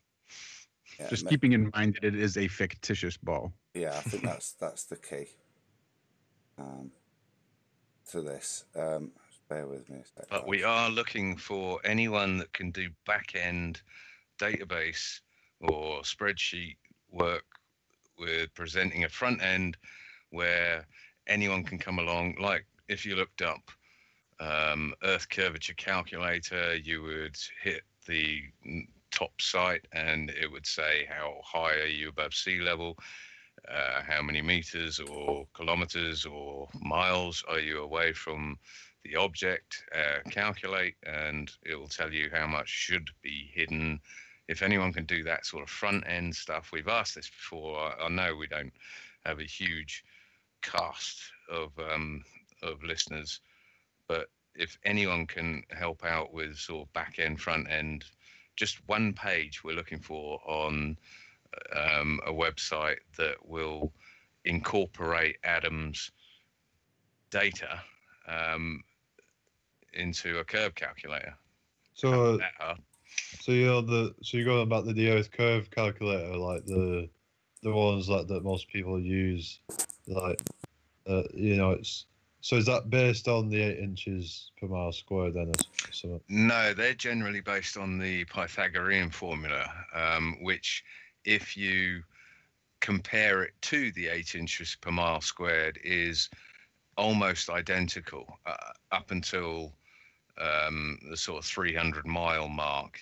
At this point, we haven't really been able to see past 300 miles, so it's not really an issue, although JT is pushing the boundaries on that one. So this is why this calculator is going to be far more useful, because it is actually based on a sphere of the dimensions that they give us. It's not, well, Adam can explain it better than I can. It was like when we were saying with Brendan last week, weren't we? You're going to want to do some more complicated maths to where this curvature drop is just a component in a calculation you're assuming, like some of the distance and perspective stuff. It's important to have that number correct for me. So it's really more of a useful tool if you're wanting to put real numbers into this imaginary ball. Put simply. So that's it. Its purpose really is to just aid you if you are doing calculations to demonstrate that it isn't there, that this is a solid enough formula to give you an accurate drop figure on a supposed ball Earth. So obviously with that in mind, look, I'll start, and in doing it we are going to assume that the Earth is a ball of a radius of 6371, and I'm going to do a couple of bits and I'll take you through it, but it's going to calculate the number of degrees in a kilometre of radial straight line travel, define the mathematical definition of drop within this, and it is the same as what same way that Metabunk would describe it. I'm going to use the diagrams to try and postulate a premise for a formula, use a bit of trig within that to kind of pull it all together and combine it to hopefully give us just a simple formula that, as I've said, is the Savage iron formula, because what I did do was take it to the nth degree previously and take it to the full 40,030 or whatever, and the maths is a lot prettier if you just stick to 40,000 circumference. So with that in mind, I've not changed that number. Bugger. This is the wrong one. Yeah. I like pretty. Oh, my pretty. Yeah, I forgot I hadn't changed the numbers in this version, John. Bugger. So excuse me, but it will look prettier. But I suppose it'll exemplify the point. If we assume we've got a radius of 6371, that gives us a circumference of 40. Excuse me. If we then want to figure out the distance from the North Pole to the equator, which is just 90 degrees, we can take a quarter of that, which gives us the 10,000 I was talking about. So from that we can calculate an angular relationship. So we can say that in 90 degrees there are 10,000 kilometers. So in 1 kilometer is 90 divided by 10,000, which in this case equals 0.009. And I will find the right slide. Finished. Damn. I even changed it, John. That's so annoying. It must be. Angle A. So what I'm going to do now is, excuse me a second. I'm going to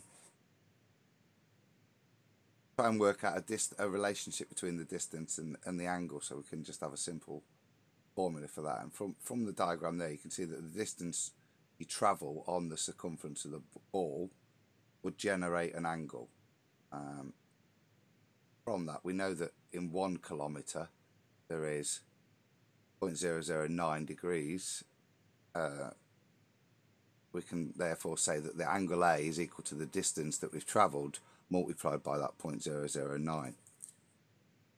That's a simple thing to just take out from that picture. Now from the same picture we can see that what we want to figure out is this figure here, D1.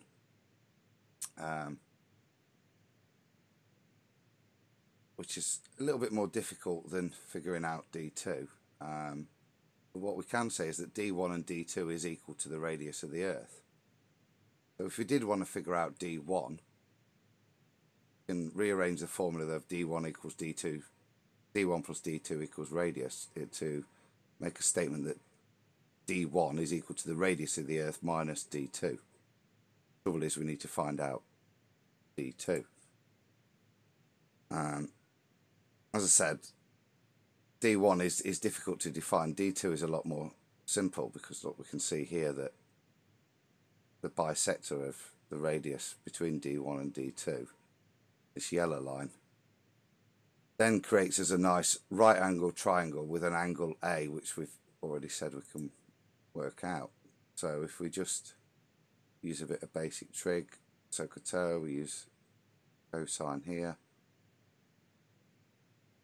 So using that, we can say that this cosine of angle A is equal to the adjacent over the hypotenuse, which is equal to D2 over the radius. So we can make a statement that D2 is actually equal to the radius times cosine of A. But what we're after is D1, which is the drop. So considering the bits of information we've confirmed, we can make a statement that D1 is equal to the radius minus D2, and D2 is equal to the radius times the cosine of A. Angle A is equal to the distance times 0.009 degrees. If we stick all that together, given that we want to find out D1, we can say that D1 is equal to the radius minus D2. And we know that D2 is equal to the radius times cosine of A, so we can put that into the formula. So it now reads the drop is equal to radius minus radius times cosine of A. We know the radius of the Earth, it's supposedly fixed on this ball, so we can put those figures in. And we also made the statement at the beginning that we know angle A is equal to the distance that we're travelling on this ball, multiplied 0.009. If we put all that in together, that does give us a curvature drop calculator, which you can stick any kilometre distance in there, and that will then give you the accurate drop, and that's equal to 6371 times 6371 times the cosine of the distance times 0.009. Now, our good friend Rob was still joining us on a Friday night when we first did this, guys, and he did ask for an Aussie rules way of doing it on the calculator. So put simply, you multiply your distance, 10 kilometres or whatever, 100 kilometres, you multiply that by 0.009. You then press the cosine button on the calculator, multiply it by 6371, then press minus 6371, and that'll then tell you the drop. So it is fairly straightforward, even if you ignore the cosines. And that's it there. I won't bore you with the details, but that's it there for imperial. Brilliant. So what do you reckon of that, Jamie? Yeah. There's a hospital pass for you. Yeah, it's just the only thing, like, you know, like with the distance, it's an arc, but I mean, obviously a chord is slightly less than that. You know, but obviously on short distances it would be pretty darn accurate. Yeah. This isn't a chord. This calculates based on travel over the circumference, so it doesn't draw. Yeah, I mean, as in like you've curved around, haven't you? Supposedly, like, so you've not gone out, like you know, say you just set 69 miles, that's 1 degree, so, but you've like curved down slightly. I mean, that, I don't know, maybe I'm missing something, but that's what that works out. So that'll work out that curvature drop. I go.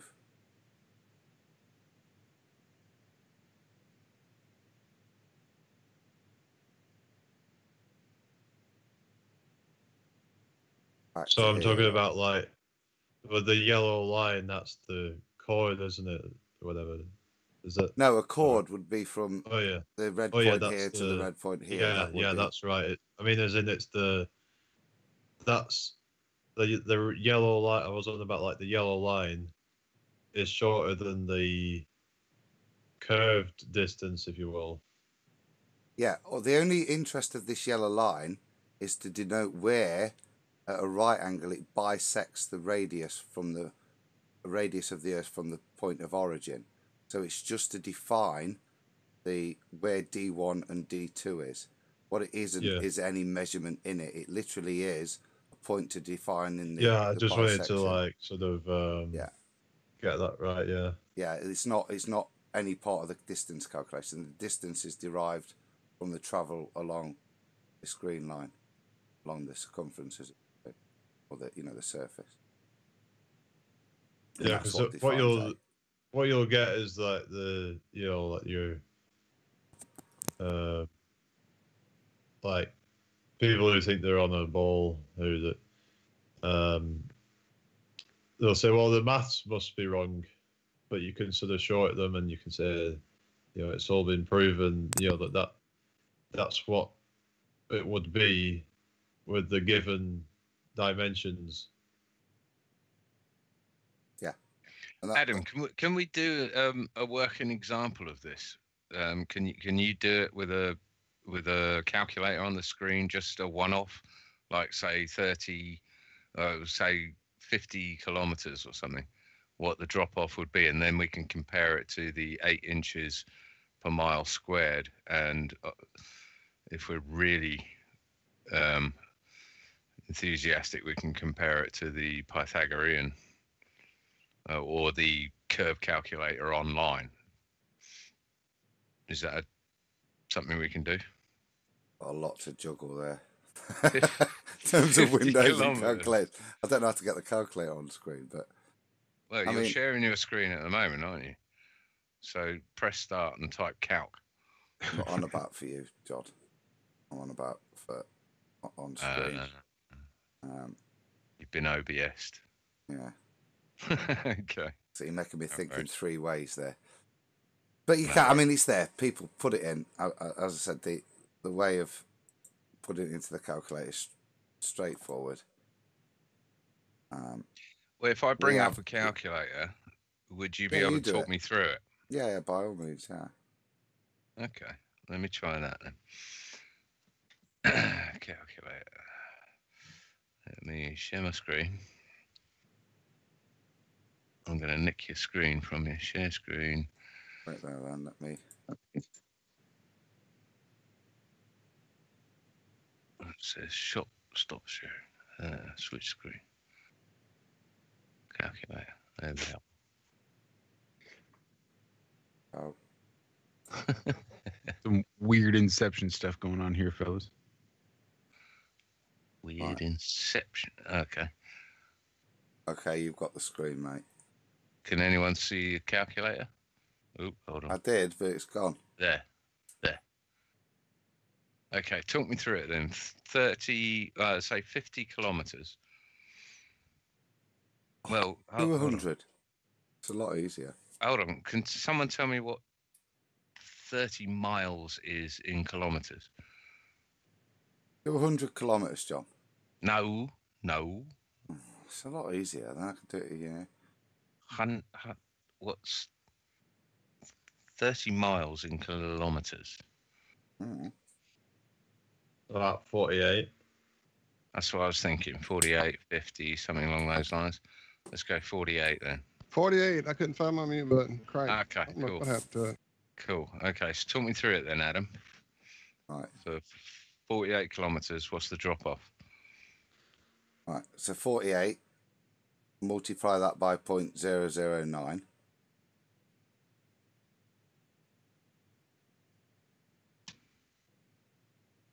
Can't see your calculator, John. Really? Oh, bugger. Let me try stop and share again.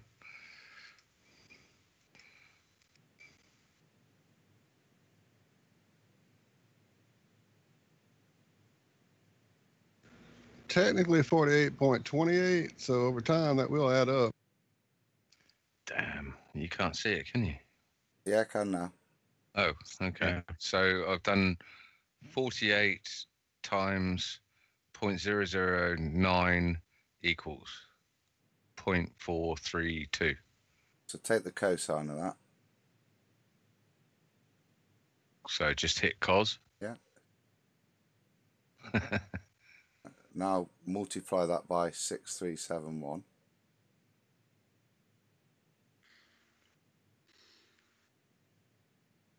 Okay.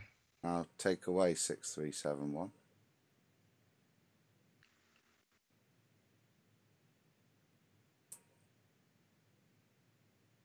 That's, why don't you multiply that by, well, that's in kilometers, so multiply it by 1,000.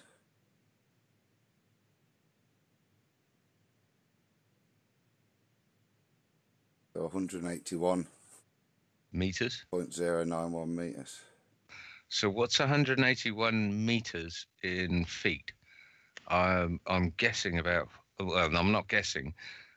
The whole reason I said this was because the Isle of Portland was 30 miles away. 486 or something. You need to calculate. Tell me someone's on it. 181 meters in feet is 593. 593 feet. 0.8 actually. So Wow, even more than the 8. Okay, so the 8 inches per mile squared. Let's clear this.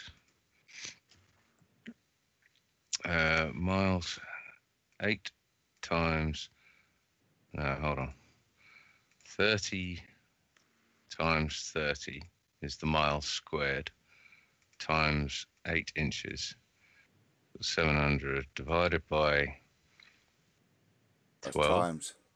Sorry, yeah, it is. How do I go back? 7,200. Clear that. 30 times 30 is the 900 times 8 inches equals, and then Divided by 12. divide by 12 equals 600 foot. And you made it 500 and what? What? 593.8. 593.8. Right. So that's pretty damn close. Pretty damn close. And yours is an actual calculation. The 8 inches per mile squared is, what was it you call it the other day? It's an approximation. Okay. This is why it skews off. So. Gotcha. Cool. Cheers for that. Thanks for appeasing me. That's a pleasure. Thanks for the demo. I shall bore you guys no more with it. It's out of the way. Thanks for the humour. I think it's awesome though, mate. I think it really needs a platform. It needs a calculator front end that people can put it in. You know, because although there's a discrepancy between the 8 inches and your formula is correct, and the 8 inches isn't. So there is a slight discrepancy over 30 miles, and it gets worse as you go out. Yeah, the variation goes from one side to the other, but so what about the observer height? that's a moot point, isn't it? In terms of this, because obviously this whole observer height thing was built into the metabunk thing, which, if you've listened to Nathan's show, kind of disproves that you can use it in this way. That's why it's kind of a singular formula, because it is a specific thing related to the geographic place of the Earth in relation to the starting point.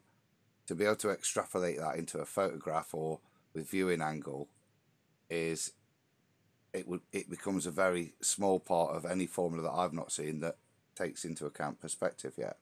So that is a cracking point though, Jamie, about observer height, and that is something with time and effort that could be built into your data, isn't it, Adam?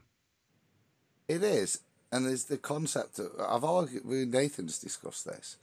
There is the point that mathematically building it in, all viewer height does is add to the drop value. Because if you think about that position on the ball, if all you do is increase viewer height, all you do is raise yourself up from that initial circumference. So all you do is actually increase the height or increase the drop. rate of where. All right, let me throw this curveball at this whole thing. Curveball. See what I did there? And I heard Jamie talk about this either yesterday or day before on his show. There's a new thing I've been looking at: north being downhill versus south being uphill. Have you looked at that since I mentioned it at all? I may not even have sent you a link, but I know Jamie apparently has looked at that idea. Have you actually viewed it in reality, Jamie, or have you just watched videos about that? I watched videos about it. I mean, it's not something I can really validate, to be honest. I can't myself, but the guy who's doing the work has done a lot of stuff on his channel that gives this a lot of, believability just for some of the other work he's done. He does a lot of research in his little area. Where I'm located, it's so flat, I would have to find like a tower or something to get up on to actually get that kind of viewing angle to see north versus south here. I don't have hills. I don't have a lot of... You could try Lead Pontchartrain Bridge. Hey, well, I'm Apparently not that close. It's 2 hours. Apparently, there's a lot of ramps on it. I've seen. Yeah, soundly. Where you at? But yeah, I just wondered what your thoughts were on that, Jamie. For sure, it's new. It's something I've just found, so I'm going to be trying to find a spot maybe over the weekend. Can you sum it up, Walt, for those who? Essentially, it is leading to the north is at the bottom of a slight bowl we're sitting in, I would guess, from what this seems to lead. Like looking at mountain ranges going, like if you're looking at a mountain range going north, you can see the land between those mountain ranges very visibly. If you turn around the opposite direction and look at the mountain, or let's say you go on the other side of that mountain range and look at it to the south, you no longer can see that land gap between those mountain ranges. Does that make any sense? As if you're looking downhill versus looking uphill. And this guy sees that repeatedly. Well, it would be something, definitely, the revelations that JT has brought out recently with his infrared photography.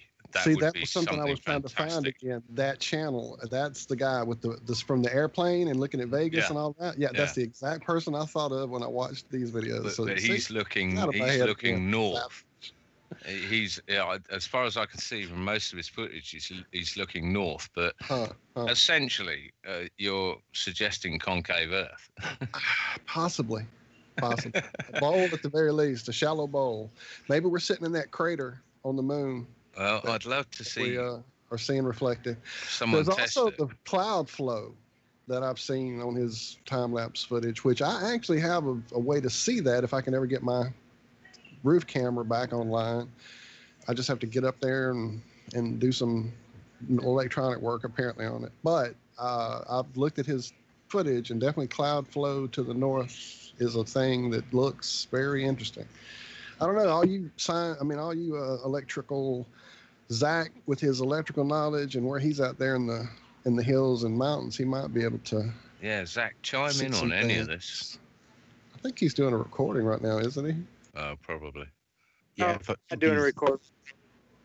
I'm flat smacking.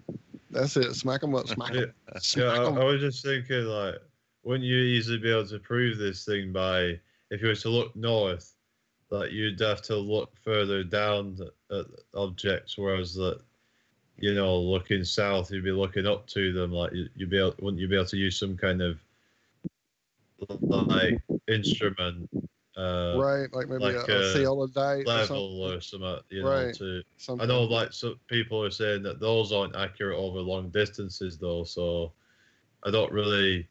It all comes down to that one, because they use that as a globe proof, don't they? And I don't know. Yeah.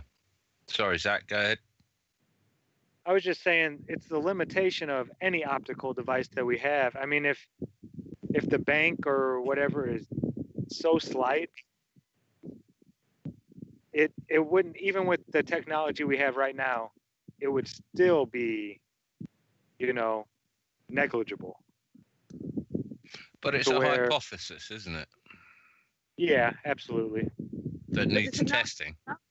And thinking through it, maybe here where I'm at with the flatness is where I do need to try to observe this. I would just have to know some landmarks and the distances between them and have to judge.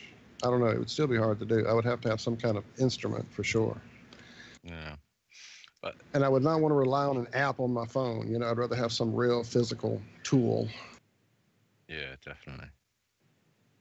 But bringing it back a little bit to Adam's curve calculator, would I be right in saying that you could, with the time and the effort, I mean, this is all maths, you could incorporate the observer height, but also you could incorporate what Zach has been working on with the Riley's criterion and Aries discs, the mirror band. Basically, you could give an accurate interpretation of what the mirror band would look like, and obviously that would be in the least amount or the minimum atmospheric distortion. So if it said, you're not going to see the bottom 13 feet or whatever, that would be the absolute minimum in reality.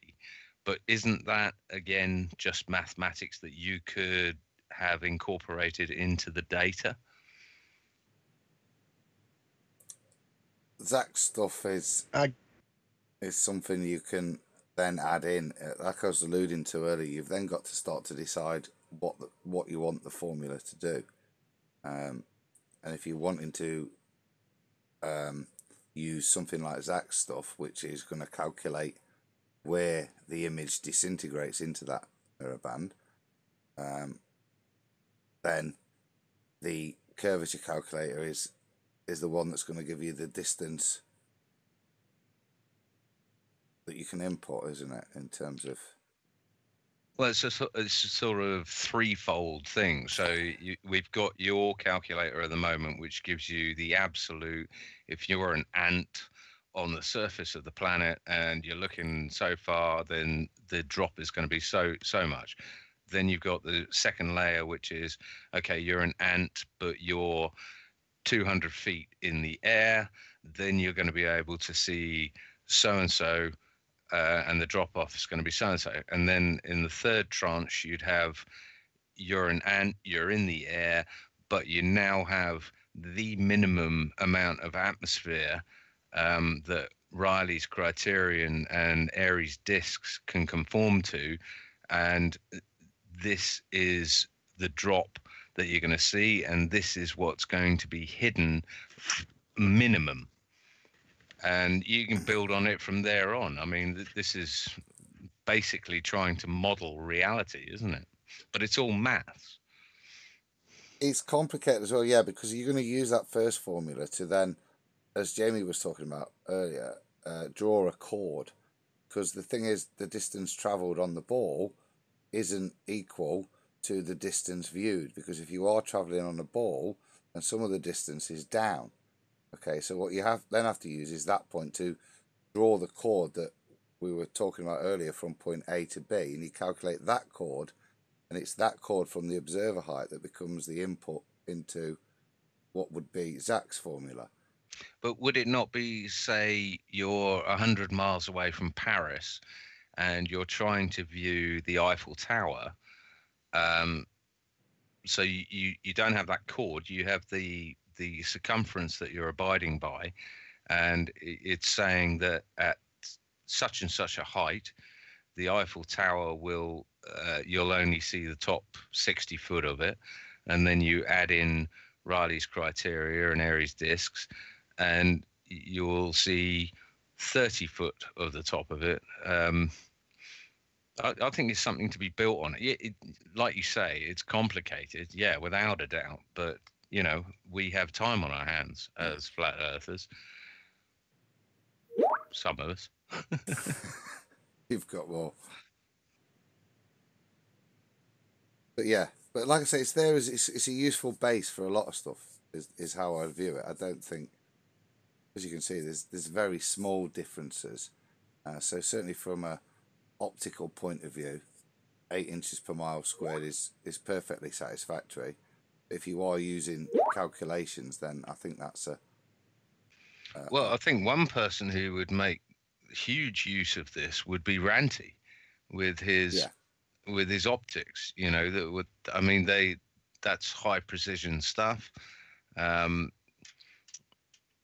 or even Phuket Word with his lighter across the playground. I mean, if it's calculable, then it would remove the, oh yeah, but why can't you see the beach? You know, you're showing me a picture 100 miles away, but why can't you see the beach? Because the ball earth is curved. And, you know, it's like, no, that's not why you can't see the beach. Here's why you can't see the beach. Put the figures in, and it will show you exactly what you shouldn't be able to see. Don't know. Well, that's what Zach's formula does. Is it tells you exactly what you shouldn't be able to see from a distance. But if you are going to suppose you live on a ball, then you need mine to recalculate what the distance, the viewing distance actually is. And that's where you do need to put viewer height in, because that affects the chord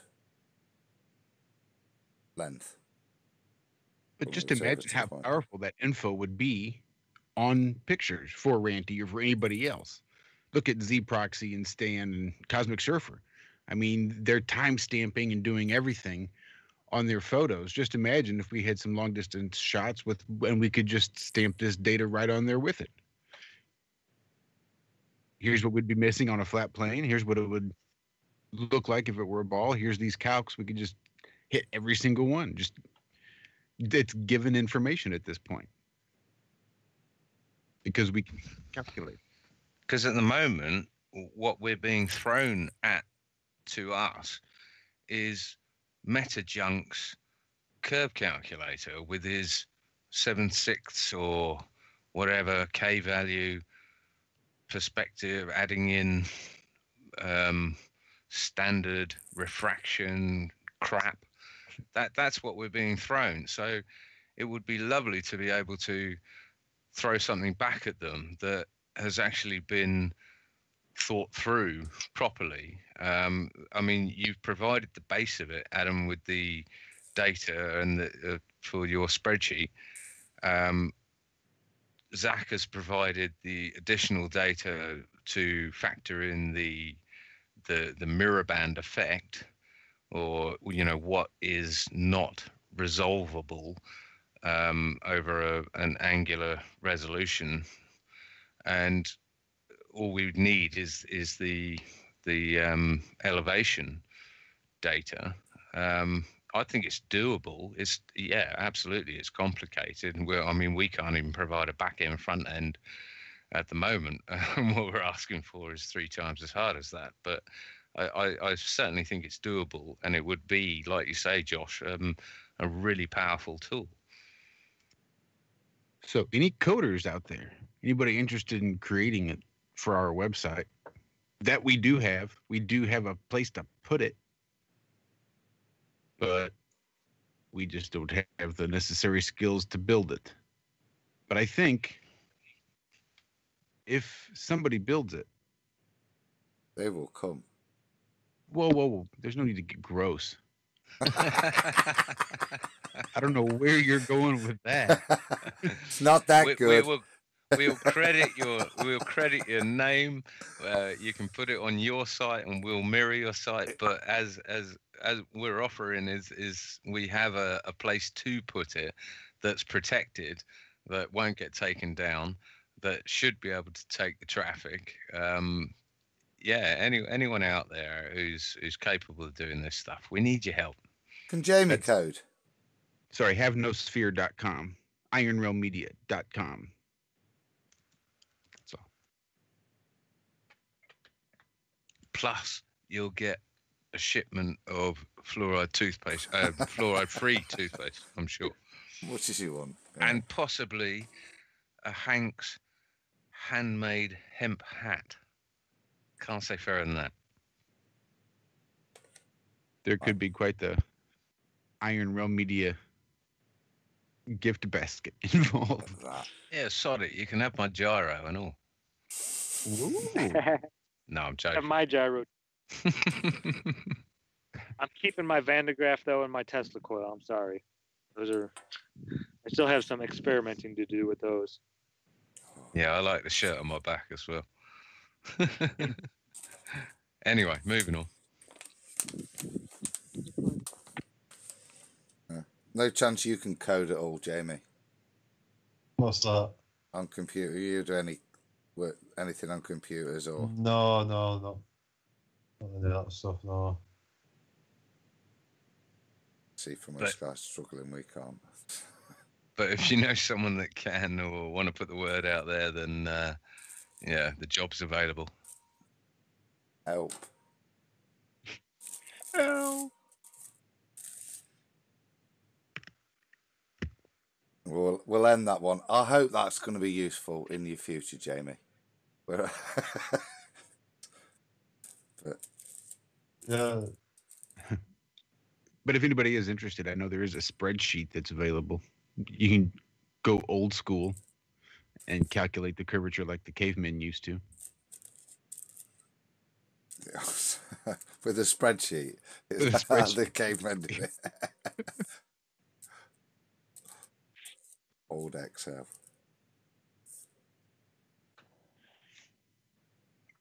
Right, guys, Well, you mentioned Sometimes analog is sometimes the best, man. You got to go analog. Well, I'll tell you what has gone on. That's another good. You mentioned Pontchartrain earlier. I don't know if you guys have seen the Flat Earth Perth. I didn't. I saw Nathan's mentioned it. Anthony asked the question earlier. Nathan mentioned it. Yeah, I missed it. Damn it, because I've been out of sorts these last few days. So I've missed whatever has happened with our buddy Soundly. What's going on?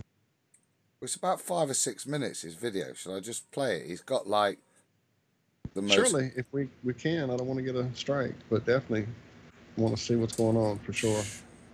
See him striking us. Can you play it on Skype so we can see it and hear it? I have no there's idea, that. John. There is that.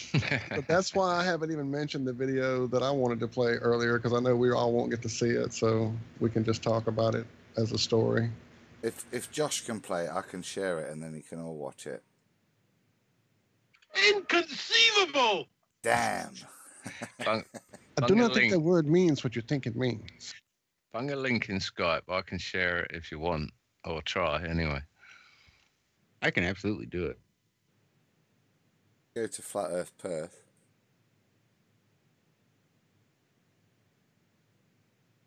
It's one titled My Secret Weapon.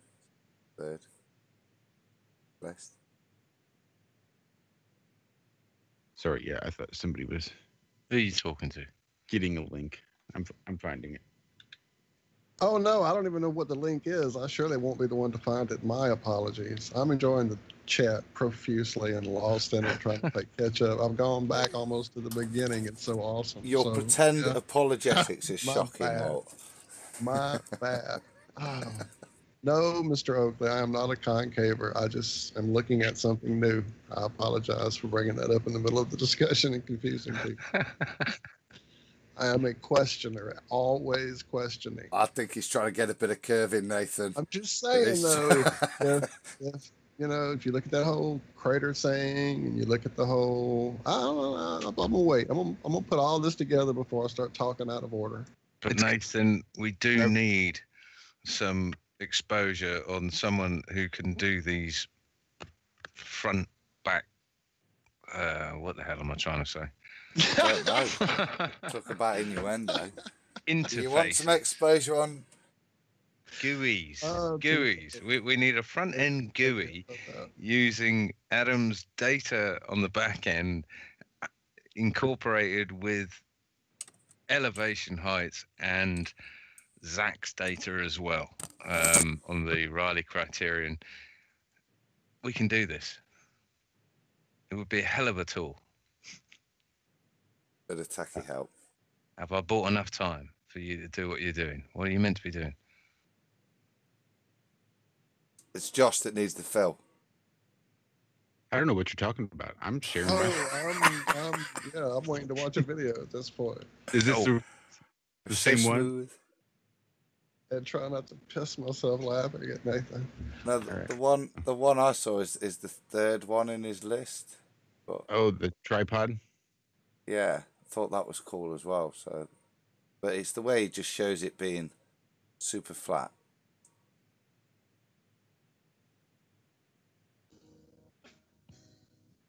Ooh, I think I saw this movie. So you think you're gonna live your life alone, in darkness and seclusion? Yeah, I know. You've been out there and tried to mix with the animals, and it just left you full of humiliated confusion.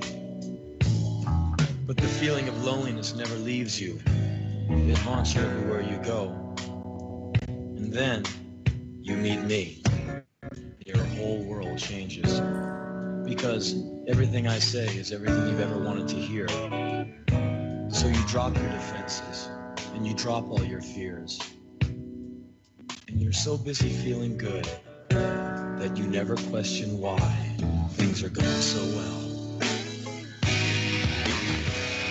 You want to know why? 'Cause I'm a liar! Yeah, I'm a liar! I'll tear your mind out! I'll burn your soul! I'll turn you into me! I'll turn you into me! 'Cause I'm a liar! A liar! A liar! A liar! I'll hide behind a smile and understanding eyes.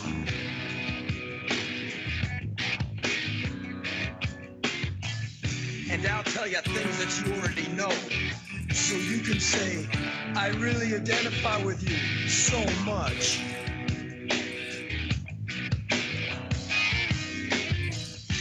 I'll come to you like an affliction, but I'll leave you like an addiction. You'll never forget me. You wanna know why? That's an impressive tripod. I'm blushing a little. I've never had tripod envy in my life until this moment. I am not going to That lie. is some extension, isn't it? All it is. Up there pretty Look at the I was girth on that loving that shaft. track. and a half by dropping the middle column down to the floor here. So we're not fully extended. They say this is over 27 feet. And it is a little breezy out here today. So it's probably a good idea to bring out some sandbags to make sure that you're weighing something like this down. Again, we have the GoPro Hero 3 up there right now. I'm using my iPhone with the Wi-Fi app to power on the GoPro. I could see what it sees. I could switch between photos and videos, start and stop. All of it works seamlessly with iOS 7. So we're going to go ahead and take a couple of pictures and some video, and we'll give you guys some samples of what that's going to look like. Again, this is probably more than twice, if not 3 times taller than the last tripod I showed you. So we'll get some footage and show you guys what that looks like.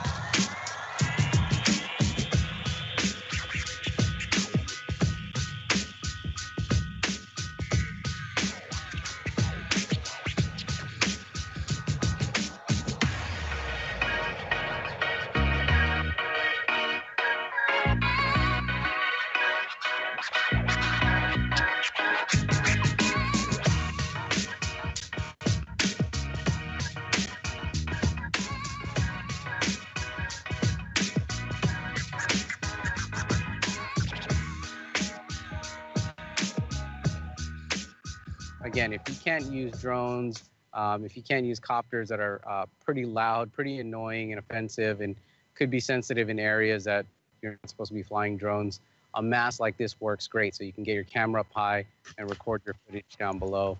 Again, not very heavy. I can pick it up with one hand. Built with carbon fiber at the mast here. And if you look at the details up close, it's amazing build. So very high quality product. I like it. And to find out more, click on the link in the description below or visit the blog at cheesycam.com.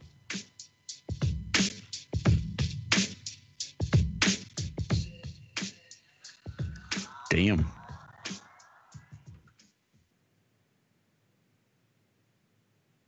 Isn't it just a great time to be alive? That was awesome. I just want to know, is John thinking he can make one out of pipe? Pipe. Define pipe. Oh, I don't want to get into that with you. It'd be like getting into science with Nick and Oakley. I'm not getting... pipe, you know. Well, I know Jamie said he had limited time when we came back from break. So is there something you need to get out before you head out, my friend? Is there something we haven't covered? Is there something coming up on your channel everybody needs to know about? Not that I can really think of right now, but yeah. You're not excited about telling them about a formula, Jamie? I'm a be the bit next upset, six pal. shows. That's good. Get me coat. Well, hug your mom for us for sure when you can see her again, man. She's awesome. All right, nice one. Yeah, Jamie, I've got one obscure question before you go. What was the cooking? What was the cooking? What do you mean? Cooking, yeah. I didn't get to see it. I just seen you doing a cooking program. I didn't know. Oh, I missed the cooking show. Oh no. Yeah, we just tried a Moroccan couscous recipe. Really? How'd that go, man? I'm serious. I love cooking. Yeah, it was pretty nice actually.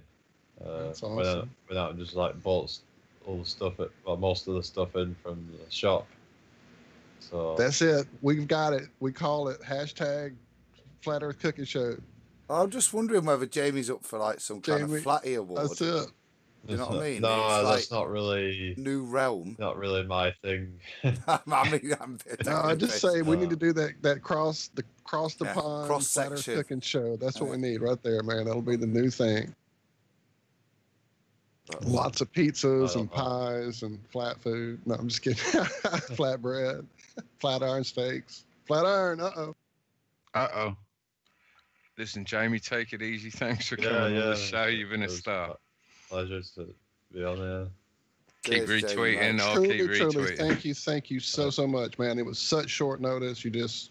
I popped in your chat and you accepted right away and hopped in here and made it just amazing. You're a true hero and appreciate and love all the work you've been doing since day one.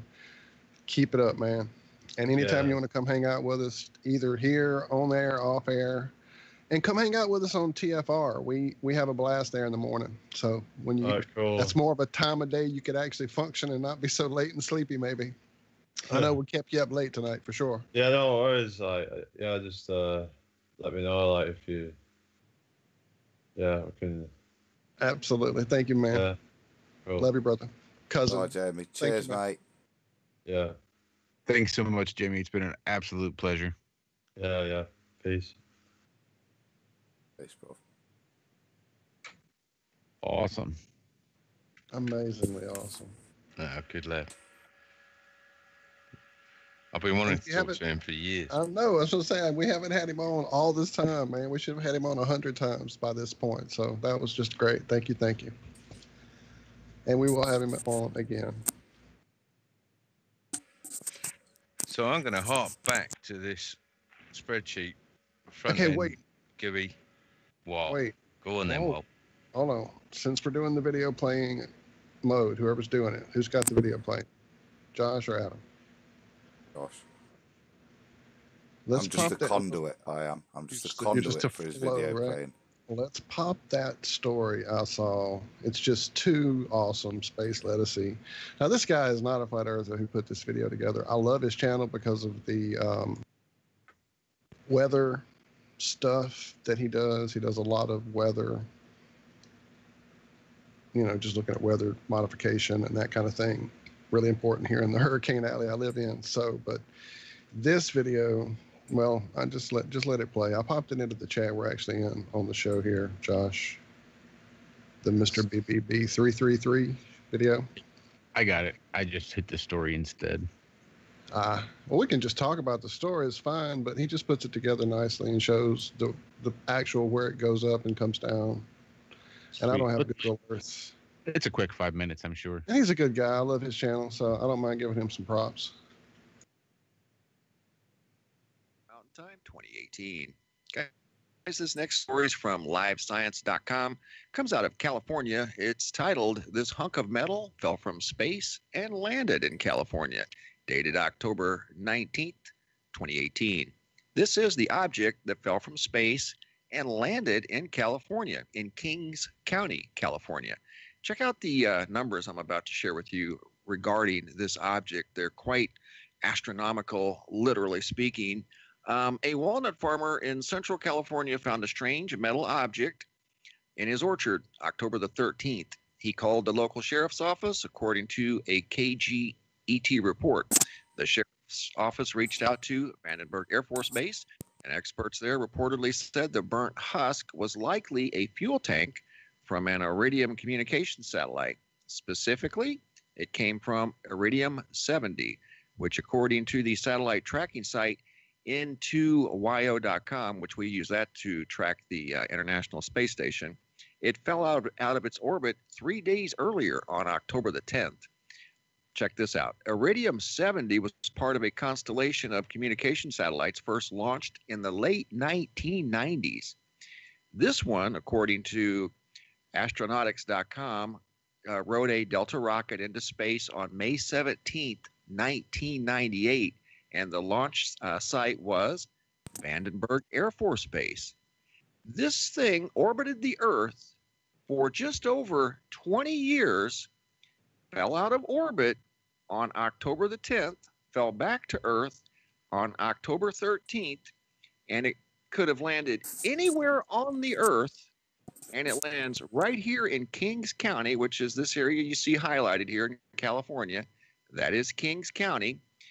Vandenberg Air Force Base is where it was launched from, right here. If we get out our measuring tool and we measure in miles from Vandenberg to Kings County, it's less than 100 miles.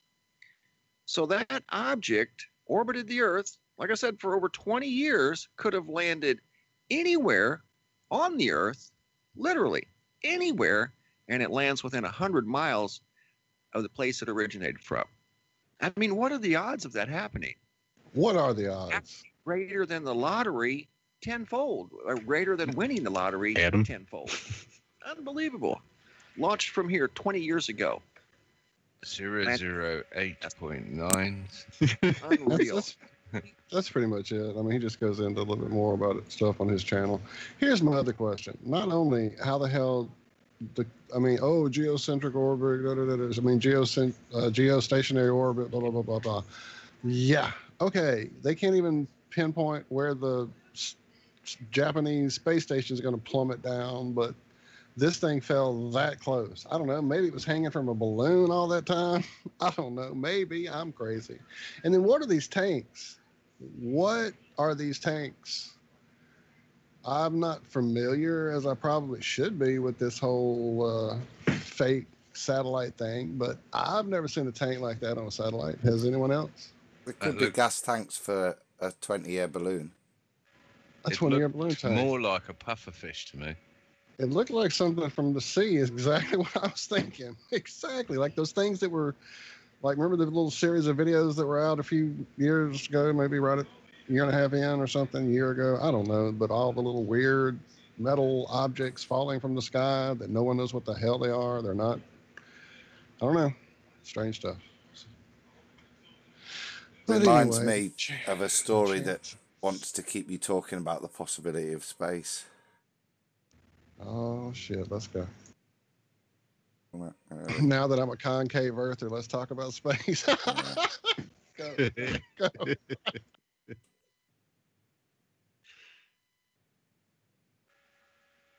I was meaning the story, not the commentator. But do you know what I mean? It's one of those, isn't it? Put something out there. So you. Yeah, this guy's full on space. His whole thing is space. But he does weather stuff that really ties into a lot of what I see going on here in my little area with weather modification. That is definitely happening. That whole thing that just happened to Florida. I've seen some interesting stuff. Yeah, I wasn't even really familiar with the guy till I saw that holy halo. Right, exactly. Around the sun. And as soon as I saw it, I'm like, oh, I kind of like this guy's delivery. I mean, I don't know about everything he thinks, but I like the guy. So I went ahead and subbed. So yeah, he's got a lot of little weather stuff and sky pictures that are amazing. I've gone into his comments and said, bring that sun in a little closer and then look at that picture again. Because he even asked a few times, like, well, how in the hell is this possible? Blah, blah, blah, blah, blah, blah. And I go in and go, well, if you put that sun a little closer than 93 million miles away, that might explain that weird shadow going up from that cloud instead of down or whatever he's tripping on, or some kind of chemtrail shadow across the sky, you know, which I've caught numerous times. So he's a good dude, though. Maybe he'll turn one day. I'll keep hammering away at him. One of us. Go boy gobble. The thing I was saying about that tank was it looked corroded, didn't it? As opposed to burnt as off. opposed to burn. Yeah, very ocean-like. Again, liquid above, liquid below. Layers, liquid layers. It's all a glass onion, isn't it, Paul? It's getting better.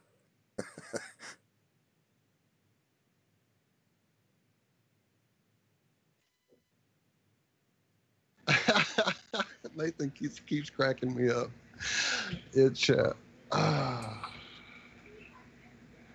yeah, Nathan, be careful though. Sometimes cops don't appreciate fish driving around. See, no Bill Hicks fans in the house. I can see that. Damn it. I thought I just had a stroke. Wasn't sure what the hell just happened. You're not watching chat. You're not watching chat like I am. I'm watching chat. And Nathan said he's a fish. So I told him, be careful. Whoa, we have really gone off the rails. I get that several times a day, Josh. Don't worry.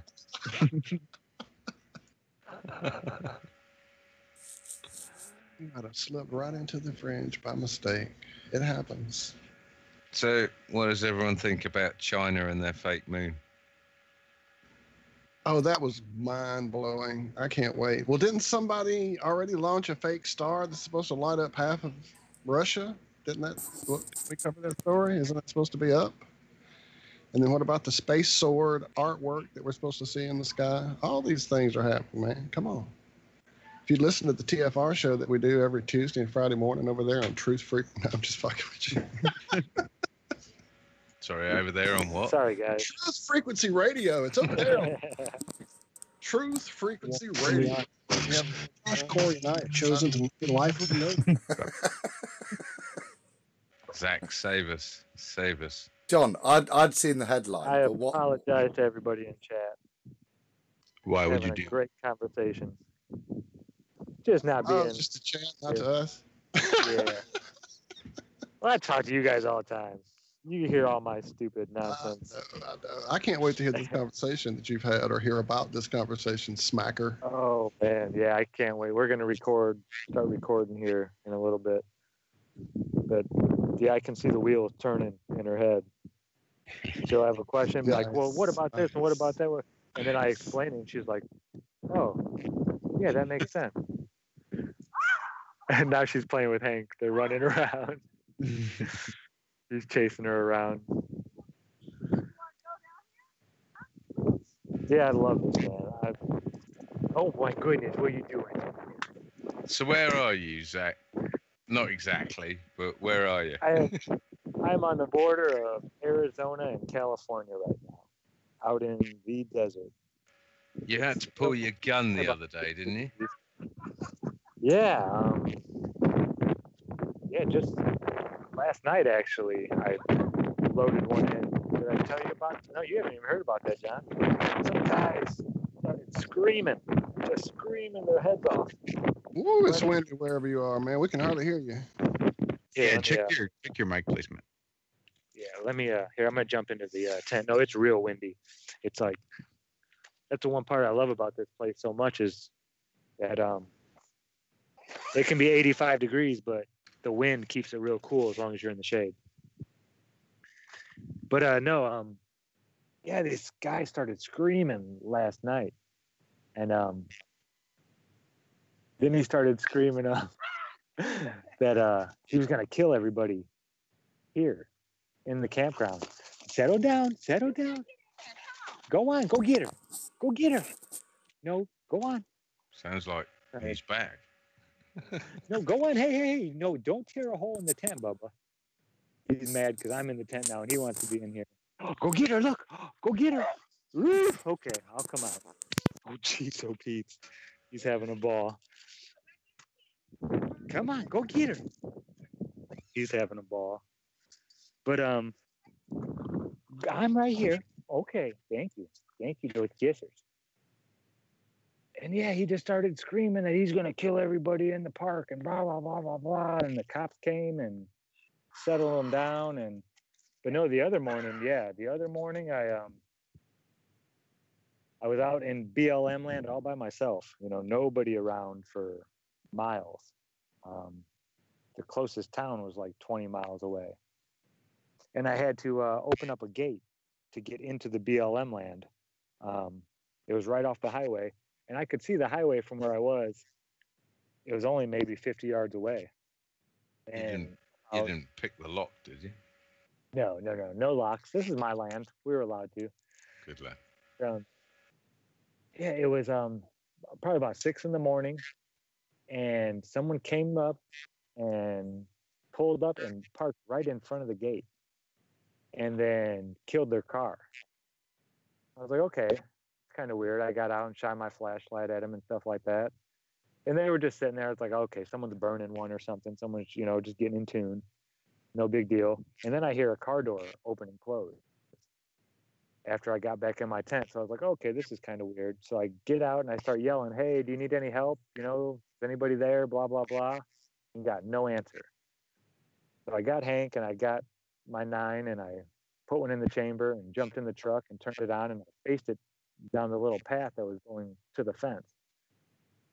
Never saw anybody, never heard anything. About 10 minutes later, they started up their vehicle and they were blocking the gate to where I couldn't have got out. And they started up their vehicle and just creeped down the road real slow, down the highway. And the speed limit's like 65. So I didn't get out of my truck. I stayed in my truck. I was just going to wait until the sun came up all the way and then pack up and leave. And about 5 minutes later, a border patrol pulled up. And I was like, oh, thank God, somebody, So I went up and told him what happened and talked to him. And he's like, oh, that's, it's common around here. People will go to the bathroom and this and that. Yada, yada, yada. And he said he was going to stick around for at least a half hour. So he stuck around and the sun came up and I didn't see anybody around. But yeah, it was spooky. That was the first time I've been out here and got scared. So like, okay, what's going on? I hear a car door open and close, not too far away. I tried yelling for people. They didn't answer back. Bang, bang, bang, bang, bang, bang. Yeah, and I wasn't about to do the whole deliverance thing. Yeah, I put one in the chamber and jumped in my truck and locked the doors and turned my lights on facing that way. And they have to do this all the time. I see it everywhere. Government vehicle. There's one out here now. You got a white truck. Yeah, it was a white car. Hey, It Zach, looked like put the microphone in front of your friend. Tina, if I get over there, though, it's going to get windy again. I was sitting like real close down in front. But yeah, that was a scary. It was the first time I've been scared since I've been out here. And I've put one in the chamber before, but it was because of animals. A lot of the campers are government. Guys that are sitting around with the government. Yeah. Satellites on top of their cars, let you know. They might have had some cannabis growing out in the woods near there. They didn't want you to find their plants and sneak off with them. Yeah, that could have been. No, look at the satellites on top of their cars. No, he was saying that it could have been cannabis because I was out there in New Mexico, right on the border. Government. It was government. How easy would it be if they all took the same line as the Canadian government and legalized cannabis for everyone? Then no one would be paranoid about anything like this. Yeah. Yeah, and then they could slowly genetically modify it to the point. Oops, of course, the text comes as I talk. I apologize. Yeah, they can genetically modify it enough so that all the good stuff is slowly worked out of it. It no longer helps affect all the mind control they beam at us daily through TV, and it no longer helps with all the healing that we get from it, unless you have the government high-end, expensive. Hey, Walt, is pharmaceuticals. your text message alert Yep. Is It that our absolutely. little friend Rob in Australia? No, but it is in honor of Rob. It's why I have it on my phone. It's actually the little aliens from Sesame Street when they see the phone and it rings and they go, yep. We I miss your always think dulcet about tones, Rob. Rob. Yes, we definitely do, man. We definitely do. Earth. Yep. Yep. That's it. Yep. We're pulling out my camera right now and looking at some of these government people here with all kinds of antennas on top of their roofs There's and three. three There's antennas three. on a Yeah, roof. Three of them. Look, come look. Yeah.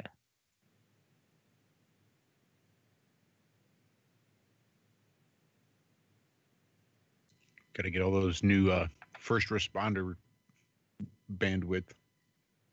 Got to have 3 antennas. All radios. Yeah, there's They follow me all over the place. these motorhomes, man. They have You all see 'em? kinds of crazy Look at antennas that on top antenna of them. the brown one. Stand up. Yeah. Look at the brown one across the way. Look Yeah, at his they're antenna. all brown. That's weird. Look at the brown one all the way behind him. They all look the And same look at this one in too. front of you, right here. Look at his antenna. Is the brown one just like those? They all have powerful antennas.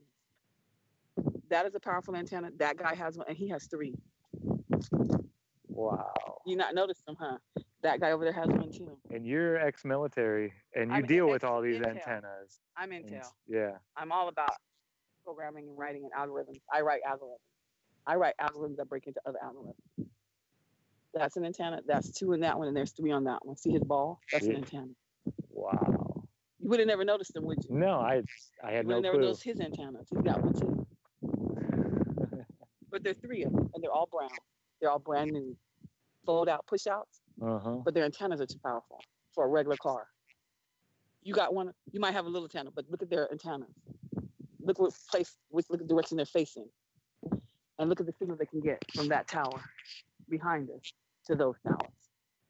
They're all sitting antennas. They're all sitting computers. Those are computer. Hey, Zach, I have 3 on my we've all car. met your friend. But these are Is- personal ones. And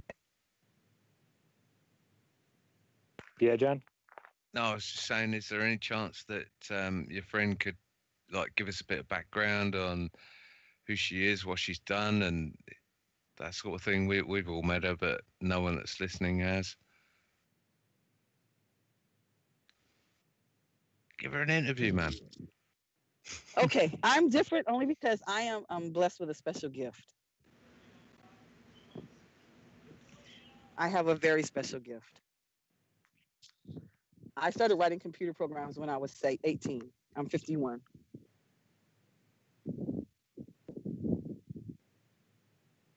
How do I hear them? Oh, sorry. We're here. Oh, No, so I we're started listening to program- you. We were waiting to hear your story. So sorry. Hello. Welcome to the Iron Realm Media. We are a bunch of people across a lot of areas. I am Walt. I am down in South Louisiana. Next. I'm John. I'm just interested in hearing your story. My name is Tina, and I am from South Carolina. I was raised and born in South Carolina and California. And I was born with a very special gift, which makes me odd beyond words. I've had this gift since I was 2. I didn't even know it existed. I didn't even know the gift existed, and I didn't know I had it until I was about 18 or 19. I didn't know how special it was to anyone else at all. I didn't know anyone wanted it. I didn't know anyone searched me for it. I didn't know people would follow me for it, and they follow me all over the country and all over the world. I am followed by the CIA, Homeland Security, FBI. I broke into the Pentagon when I was 18 because I wanted to play the war games on the computer. I didn't know people couldn't break into the Pentagon. I didn't know it wasn't possible. And when I was a child, I was raised to believe that knowledge was not in a college. It was in a book. And if I wanted to learn anything, I just had to get books and learn it. So I read every book in every library and every university. I never went to college formally, but I got a PhD past PhDs. Though my brain works differently. And as I was telling your friend, people that are born with a different wavelength, that can feel and hear differently on different wavelengths, they are unique. And in the world today, most people are followers. I'm not a follower. I've never been a follower. I don't believe everything you tell me. I don't believe everything you say. I don't believe everything seen on TV. I don't believe anything. Unless I can prove it or disprove it, it's not real to me. So as a child, I started reading when I was 2. And the only book I had to read when I was 2 was the Bible. So I read that thing all the time. Then I had all the encyclopedias, Britannicas and all that. And what happened was my brain works differently and it's on a different wavelength. So as I was telling your friend, a couple of years ago, I started asking questions because things didn't add up. If you're supposed to have the American dream or the dream of anybody's life is to work, get 2 kids, get married, have the house and all that. Well, what is the goal of that? What is the outcome of that? What is the happiness in that? And I realized that there isn't any happiness in it. It is just following a program that you're set to believe. So I didn't believe the program. I thought it was a stupid program and I thought it didn't make sense because the 40s and the 50s showed us that program could be altered. And also World War I and World War II showed us that you can alter a person's mind by how you break it. And I noticed that a lot of people's minds seem to be broken or they seem to be able to break a person's mind, re-put the mind back together again, but alter the personality in doing so. And so I started to ask questions about Germany. I started to ask questions about Australia. I started to ask questions about the different wars and what we were fighting for. And what I found is that in history, it's all a bullshit ass lie. Just a bullshit ass lie. First of all, none of it makes sense. Ask yourself, why would we go to war over some shitty ass tea that we don't even fucking drink now? Think about it. What the hell are you going to war over some shitty tea for? How did we break our alliance with England? We never did. How do we break our alliance with some of the stuff that we do now? And how do we get away with doing it? Because we feed the public what the public wants to know. And we don't bother to ask them any questions. And they don't bother to ask us any questions. They just buy the lie because it also sustains their fantasy world that they believe exists. If you look at the world today, what you see is just a distraction.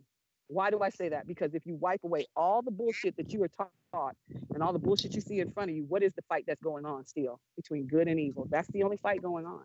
There is nothing else in between that but that. So if you count that the government we believe in, it doesn't exist. If you count that what you're taught in school is to train you to do a job, but not to satisfy your need to find out why you exist. Because I told you why you exist, to do that job. You will find that your children and yourself will become dissatisfied. They don't need you to be dissatisfied. They need you to follow the program. So high school, junior high, and elementary are all training programs. That's all they're for.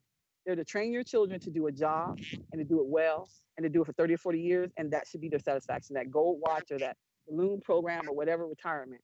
But what happens what happens in the process of that, if you look at your life and you think about what you're going through and what you're facing, why is it that you cannot get out of the rut? Or why is it that you believe the system that was set up? Because the system doesn't work. Ask yourself why your doctor who graduated college has a $900,000 student loan, but he can go out there and buy a Porsche and you have a $30,000 loan and you can't get a damn apartment because he is in the program. And the program says as long as he follows what they need him to do and as long as he spits the same garbage back to you every single time, you believe it, he's fulfilled his job. And so he's going to get a bonus. That's going to be the house. That's going to be the Porsche. That's going to be the car. That's going to be whatever lifestyle he wants. Because if you look at life in general, how is it the doctors and the people that are professional don't pay their student loans, but you can't get a damn car loan if you don't pay that $10,000 student loan for that training school that you went to? Why is it necessary to go to college for 4 years to learn something you can learn in 6 months?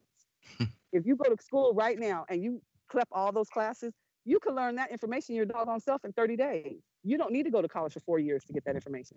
But why is that set up? To keep you in debt. And keeping you in debt keeps you doing what? Working the clock. Keeping you working the clock keeps your mind off of what you see around you and what's going on around you. So you're not a part of the process. You're just a part of the worker process. So there's the bottom, I call them bottom bitches. And then there's the top bitches. The middle bitches don't count because the middle bitches aren't going to say a damn thing because the top bitches are going to continue to feed that middle ground, those middle people. And those middle people are not going to tell the bottom people that this isn't real. Why would I tell you that? Then you stop believing, you stop working for me, wouldn't you? And I need you to work for me. I need you to be a worker bee and shut up and do what you're told. So right now in the United States and all over the world, you got people working, but they have no reason to do the job they're doing because the job is not necessary. See, back in the day, it was necessary to have farmers. You had the people in the cities, you had people in the countries, you had people in the middle. But right now, when you look at the world, we're all in cities and in towns and we're producing nothing. We produce nothing. If you look at it, we don't produce a doggone thing that really is important because they say there's a food shortage. They say there's a technology shortage or people that are intelligent enough to produce or to work the technology. No, there's not. You didn't make these kids. You didn't give these kids the intelligence, or you didn't give them the education so they could work the product that you're bringing out there right now. You say the computers now have gone so far, right? Who invented the computers? Who invented the information and the technology that you're putting out there? And what was their agenda? That's the biggest thing right now. What's the agenda of the technology? What's the agenda for that technology? What is it supposed to ultimately do? It's all mind control. It's all distraction. It's all getting you to think what they want you to think. Transhumanistic singularity.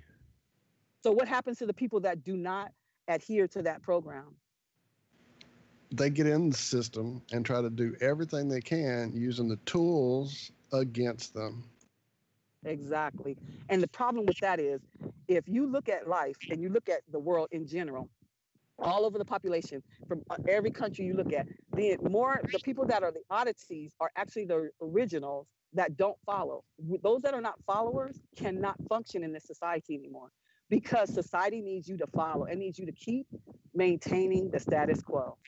So if I say to you, the earth is round, and then I give you all this information about the earth is round, and I never present the earth is flat or could be flat, you're never going to suspect that the earth might be flat, and you're not given the truth. You're going to believe the truth that's given to you because you're not told to think for yourself. About the 40s and the 50s is when they really started to really implement this program in school.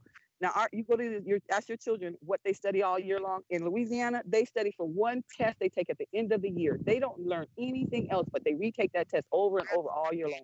What happened to learning about how things work and money and all of that? They're not taught that. They're taught to take that test. What does that test do? That test tells them that your child is trainable. Not intelligent, just trainable. That's what they want. They want to train a nice little cog to fit in the machine and do the work and turn the cranks. But what happens to us that do not follow? What happens to those? We teach our children otherwise so that they then look at the system differently and hopefully can tear it down and build up something new. We don't. Or at least that's what I've hopefully done. You hopefully have done that. But remember, you're only what? How many? I remember this saying when we were little, okay? And it was because I grew up with great aunts. I didn't grow up with aunties or my mom and my dad. I grew up with great aunts. And they were the ones that raised me. And they had a process and they had a system that they would always say, look, honey, it doesn't matter if you work 30 years for that company and you've done 30 years worth of work for that company. What did you contribute to the world? And a lot of times you didn't contribute anything. You just went and turned the light on every day for 30 years and you got paid for it. But now our children are not even turning the light on. The light's being turned on for them.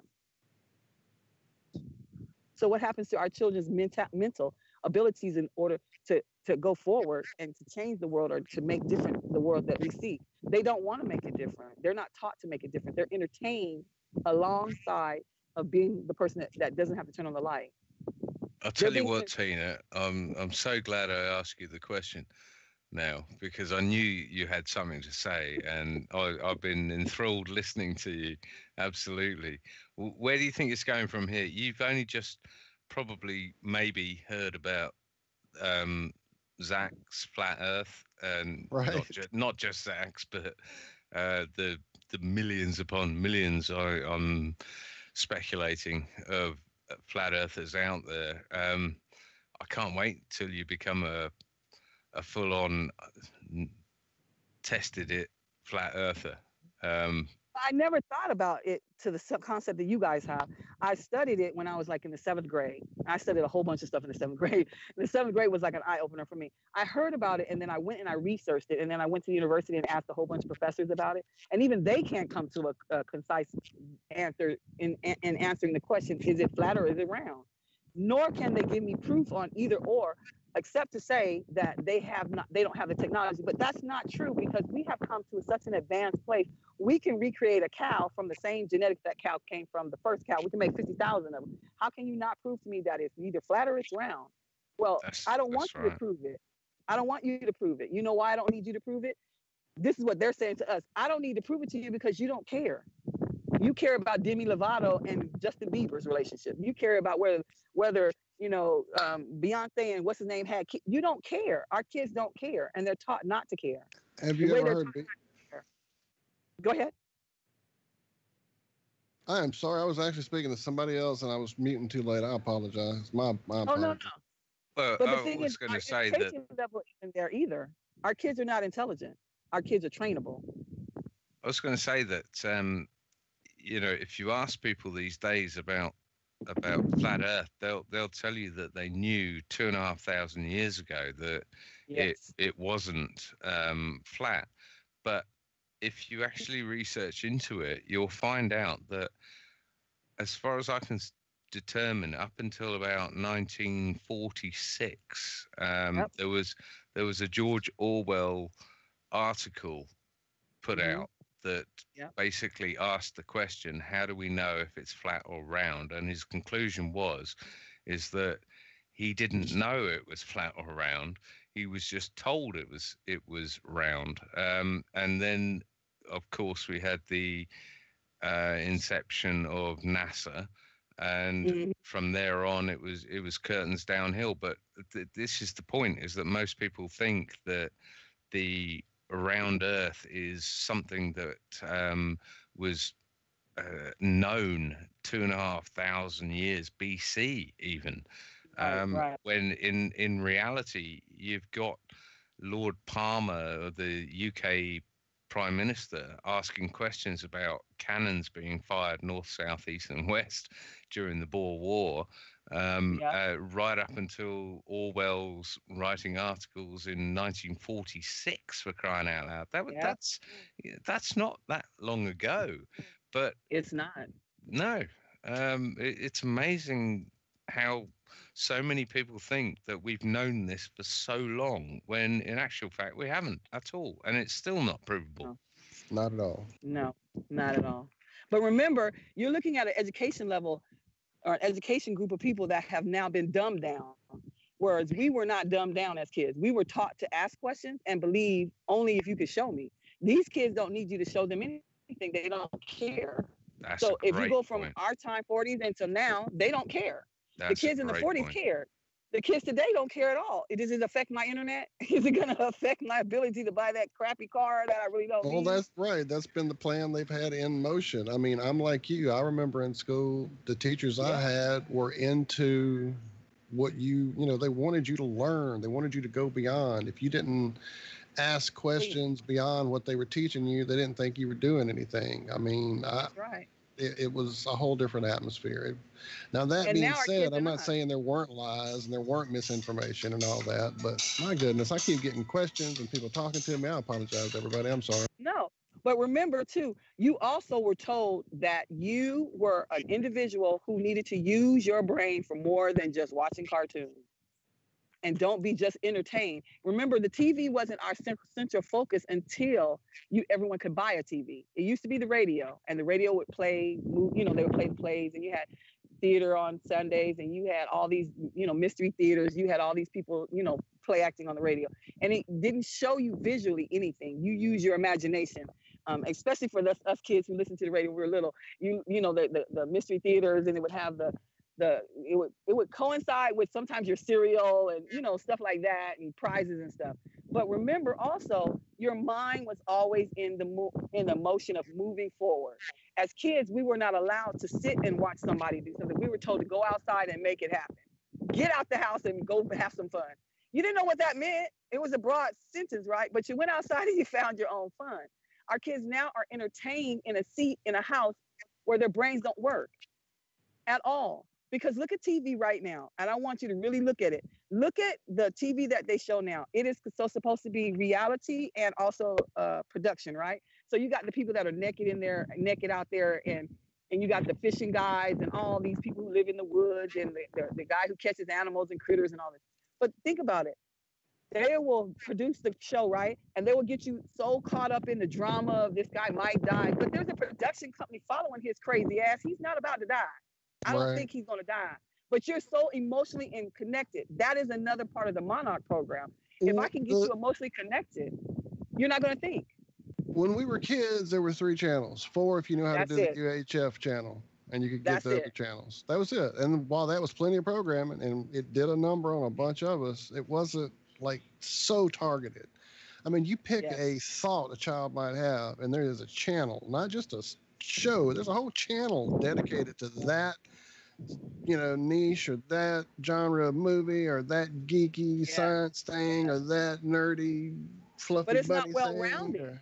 It's It's never not real well rounded. It's aimed at making them plastic thinking, plastic wanting consumers. So Worker then, what did your parents do? What did your I was parents do? lucky to have a mom who encouraged me to read, and she read to me, and I was reading at the age of 2 and 3, literally. And so I was, knock on wood, luckily that was my life, and I gave that to my child and children as I grew up and met different people with different kids. I've spread that with them, hopefully, and just, that's been my thing. Books, while again, have a lot of misinformation, it's a lot more brain use than sitting there zoning out in the alpha waves and the theta waves they beam into your head through that damn idiot box.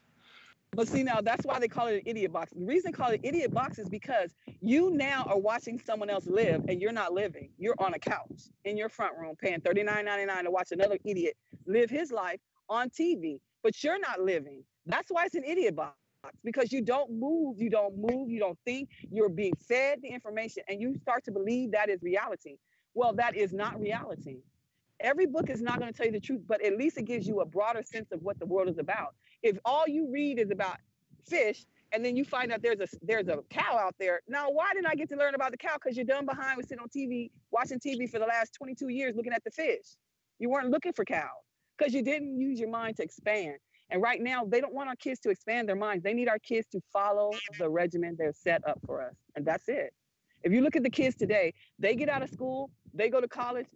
Used to be you go to college and you go for a career that's needing something or something that you like. Like say you want to be a firefighter or something like that. You go to school back in the day, you wouldn't just go to school. You would do your summer vacations at the firehouse. You would go wash the fire truck just to be around. Now the kids get on TV or get on the computer and they watch someone else do it.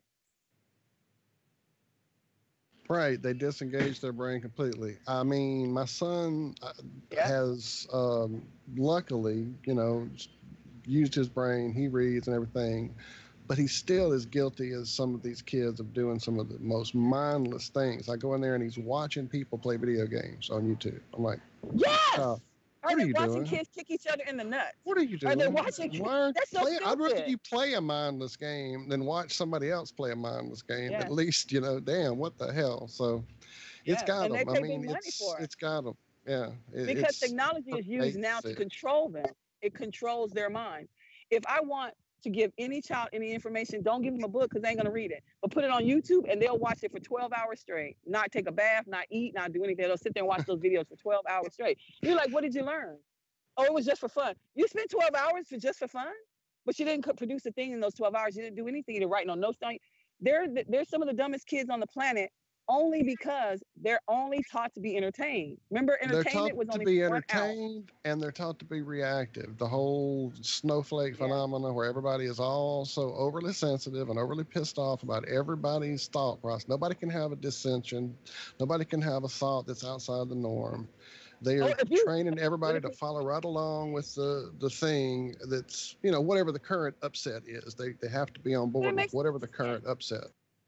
It makes no sense. Let me tell you, I'm a female. I'm a black female from the South. We are not built like the girls out here. We not skinny. We are built, okay?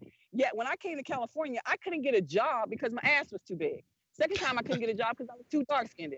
Now, my brain was not dark. My brain is the same color as everybody else's brain, but my skin was too dark. So I couldn't work the front office. I had to work the back office. Yet the front office girl was dumb as a box of rocks, and she couldn't answer the phone and write the notes down at the same time. I could do both of them, but my color was the wrong color, or I was the wrong shape. Yet these are same people that now want to hire you. Even if you are green, they would hire you now because your brain is so out there, right? Yet the most intelligent people on the planet are the most depressed, suicidal people you'll ever meet. Most IQs above 100 and something are most of the time suicidal, and they're going to end up ending their own lives because you cannot live within the lie and still perpetrate the lie. That's why I'm not in the military now. I cannot say that I would serve the country I serve right now for the crap that they're doing. We are just as bad as all the other countries in the world. Yet, when I was in the military, everything I did, I thought was for the greater America. Come to find out, it's just for the fucking paycheck. It's just for the money. I didn't know that we were going over to Afghanistan to fight with them people so we could control the poppy fields. Who gives a shit about the poppy fields? look, fool, we got people starving here, and you giving $87 million or $87 trillion to fucking Afghanistan for what? To keep the poppy fields open? You dumbasses. Those people over there are welfare whores. Everybody in the world has taken care of Afghanistan and Iraq and Iran. What do we think we're going to fight over there for? We're not fighting for them people because we care about them. We're fighting to put a central bank in that country. We got one in every country except for 2 countries are left. I think there's 3 countries that are left that have no central bank. And those are 3 countries that will not let us in. One is Iran. He's not going to let us in. I told us not going for that. And the other 2 countries, we're fighting with them right now. But if you ask the American kids, they think we're fighting for the people's rights and because they're being taken. Who the hell's being taken advantage over there? Some people driving fucking Mercedes and Lamborghinis and Porsches. They're not being taken advantage of. They're living very well. The wealthier, the ones that are poor, those are because they don't got no intelligence or they didn't get, they're in the caste system, kind of like India. India, if you start poor, you're never getting to the 2nd level or the 3rd level because there's no way for you to get there. Well, we're doing the same thing to other countries. We're keeping those people just as poor and just as downtrodden, America is, as everybody else's country. We say that North Korea can do this. North Korea can't do a damn thing because North Korea can't even feed their shitty ass selves. Right. The people who feed North Korea is China. The reason China feeds North Korea because North Korea supplies China with the meth that keeps its workers working until they're dropped dead on their jobs. So why do we go with China? Because we borrow from China. How many A's do we have when we borrow money from China? 2 A's. We lost an A when the economy went down for the banking, right? So we're borrowing from China with 2 A's. China's feeding North Korea. North Korea is supplying China with the meth. Then you got Afghanistan supplying the world with heroin. We got Vietnam. What did we go to? We didn't give a shit about them Vietnamese people. We still don't give a shit about them now. We went over there because we wanted the heroin route. Now, right now in this country, 2 years ago, Obama secretly flew in all the people who work for Saddam Hussein on his nuclear program on the UPS planes. They're in Arizona, they're in San Diego, they're in New York, they're in Chicago, they're in Miami, and they're in Washington, and they're in Atlanta. Why did we bring them over? Because we want them to help us get the chip program underway. The chip program for the dogs and everything works because dogs ain't gonna complain if the chip is eaten by their antibodies, but our bodies cannot seem to handle the chip program, right? So they brought them over here to bring our chip program up to standard. But we brought them in the country here on these UPS planes, and we paid for them to come here because we want the technology that Saddam had. We just didn't want Saddam. So now people are looking around and saying, why are these Syrians here? Syrians are the people who worked for Saddam. They're the ones who gassed the Kurds, who ended up getting his program up on and running. But then we did the same thing with World War II. Did we not go over and get the Germans before Germany fell? We went and got all their scientists and brought them right to Disneyland. Yes, we did. Oh, that's great. Straight We to sure we got it right Disneyland. to Disneyland. We sure did, because Yep. Disney is part of the program. England's king. Yes, they surely are. The Queen's husband is a German. He is a stark right German. He is a third right German. That's why the youngest son, her grandson, the redheaded one, always gets caught in the German uniforms because he is a third right. He is just like his grandfather. Now, we went over to Germany and brought those people all the way over here to Disneyland, and we started the Monarch program. Not only did we start the Monarch program, they helped us with our nuclear program. Who was Einstein? Wasn't he a German? And we stole him so we could get the what? The bomb that we dropped on, what is it, Hiroshima? Yep. And that's the only reason we got him. He was no good. He was a despot. He was a no good piece of shit. He didn't take care of the family he married over here. He didn't take care of the family over there. He was pretty much not worth shit. But he was so brilliant in math. Yet we look past the fact that he wasn't shit and he worked for the Germans and helped the Germans do all those experiments against the Jews. Well, then what does that got to do with anything? Because we watched Saddam do the same thing to the Kurds. We watched everybody who's dictators who did all that stuff. We supplied them with the money to keep them going so we can use that same technology in America. Why is it that our kids in Hollywood and all these different industries are being broken mentally and being re-put back together again, and yet you don't recognize them? Because that's a program.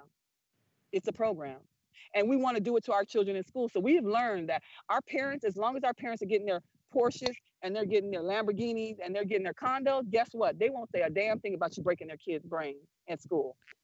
Colleges, what are colleges for? Right now, everybody's upset about Trump being the president. First of all, I'm glad he's the president because he's crazy in public.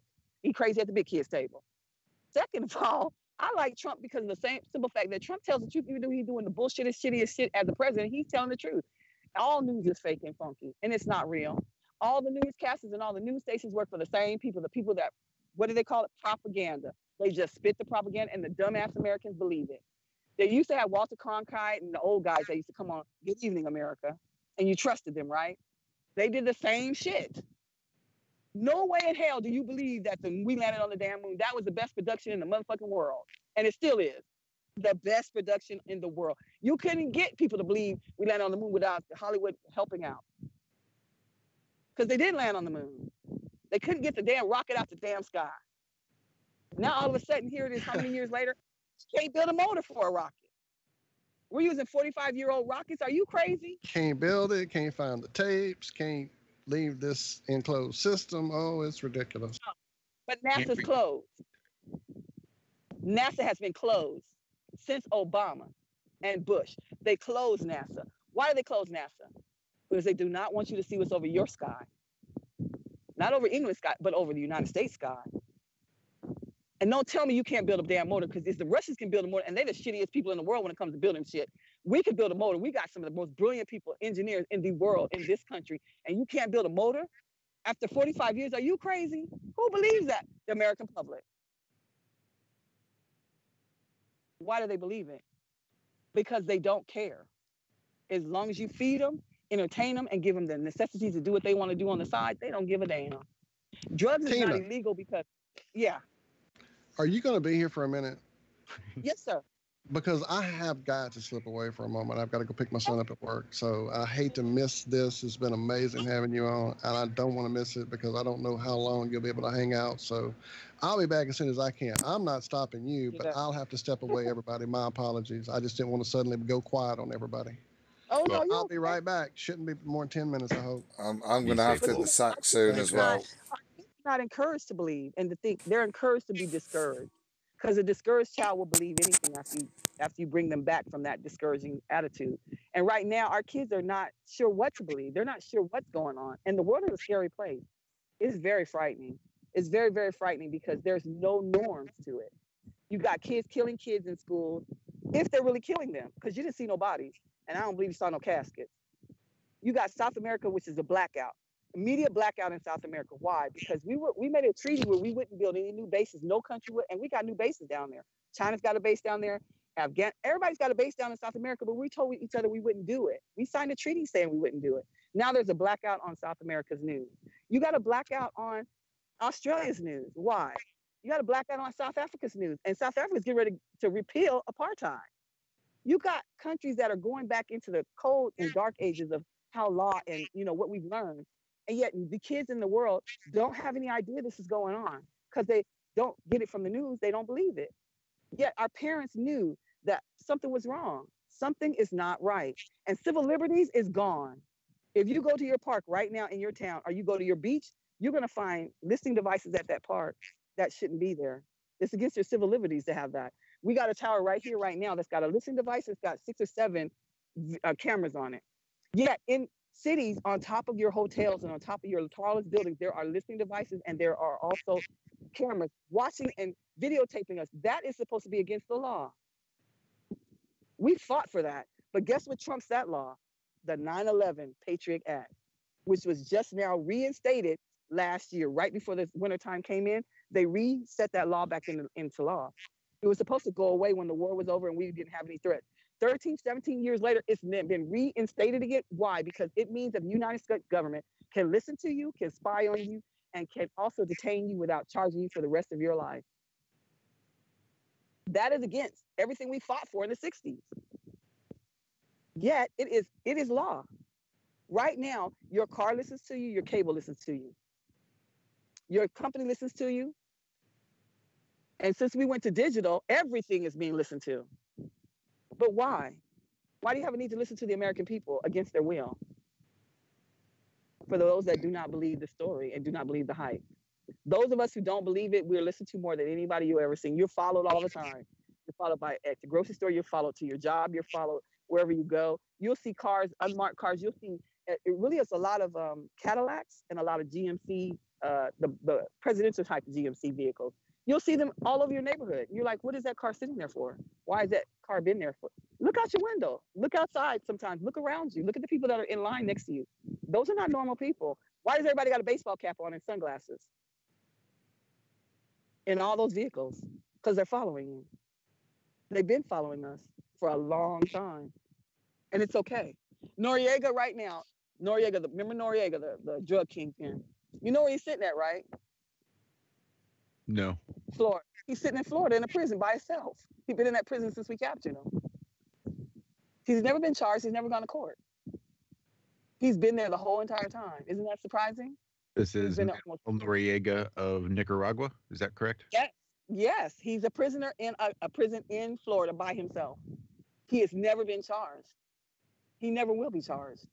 He's under the Patriot Act. The kids that are in Guantanamo Bay, 25 years now, I think it's 25 years, they've never been charged. They grew up there from little kids, teenagers to grown men. They've been there and they're still there and they're not going to be released. The only reason we released them is when Obama released that little boy. To go get that little boy, we released 7 heads. 7 heads of 7 different ISIS organizations. We released them to get his little crappy behind back. We did. And then we just court-martialed him and we put him out the army, but we still didn't take his rank from him. We paid him the whole entire time. He got all that back pay. All of it. And he deserted on his own. In fact, he became ISIS, but he didn't realize that they were just using him as a hostage against the United States. But the fact is that Noriega's sitting in prison. That kid was sitting in the ISIS camp for how many years? We didn't get any information out of him because he didn't know anything. But we sent 7 heads of 7 different organizations back to their own home countries, and then we lost track of them. We have the guy, oops is right. But yet, the government is saying that we're protecting the borders. What borders do you call the United States? What borders do we have? We don't have any borders. We let 750 Nigerians in our country last year. We wouldn't let 6 Spanish people in our country, a couple of weeks ago. Where are the kids that we put in Escondido in San Diego that walked all the way from South America? All these kids walked up here. Where are those kids? They're lost. 10,000 of them are missing. You ask yourself, what would you do with 10,000 kids? Well, 10,000 parents wasn't asking no questions, so nobody know where those kids are at. Yet the United States government is the one who did it. There's supposed to be a convoy of 4,000 headed up from South America as we speak, headed for the border. What's going on in South America that 4,000 children are leaving on foot? That's not normal. When you say a migration of people, you say migration, mom, dad, sister, brother, uncle, grandma, granddaddy, right? Somebody like that. These are children walking from South America to America. What the hell is going on in South America that is scaring these children's parents that bad that they're sending their children without anyone with them? Do you know how bad that is? Do you know how degrading that? Do you know what these kids are suffering with to walk out of South America? What is going on in South America? No newscast is going to South America to ask a question. I've heard an interesting theory today, as a matter of fact, that these drug cartels are orchestrating these migrations of people so that they can funnel them into a specific spot in the border to basically keep all the hands busy with ICE and the Immigration and Border Patrol. So everybody's busy protecting these 4,000 people or these families in this one particular area.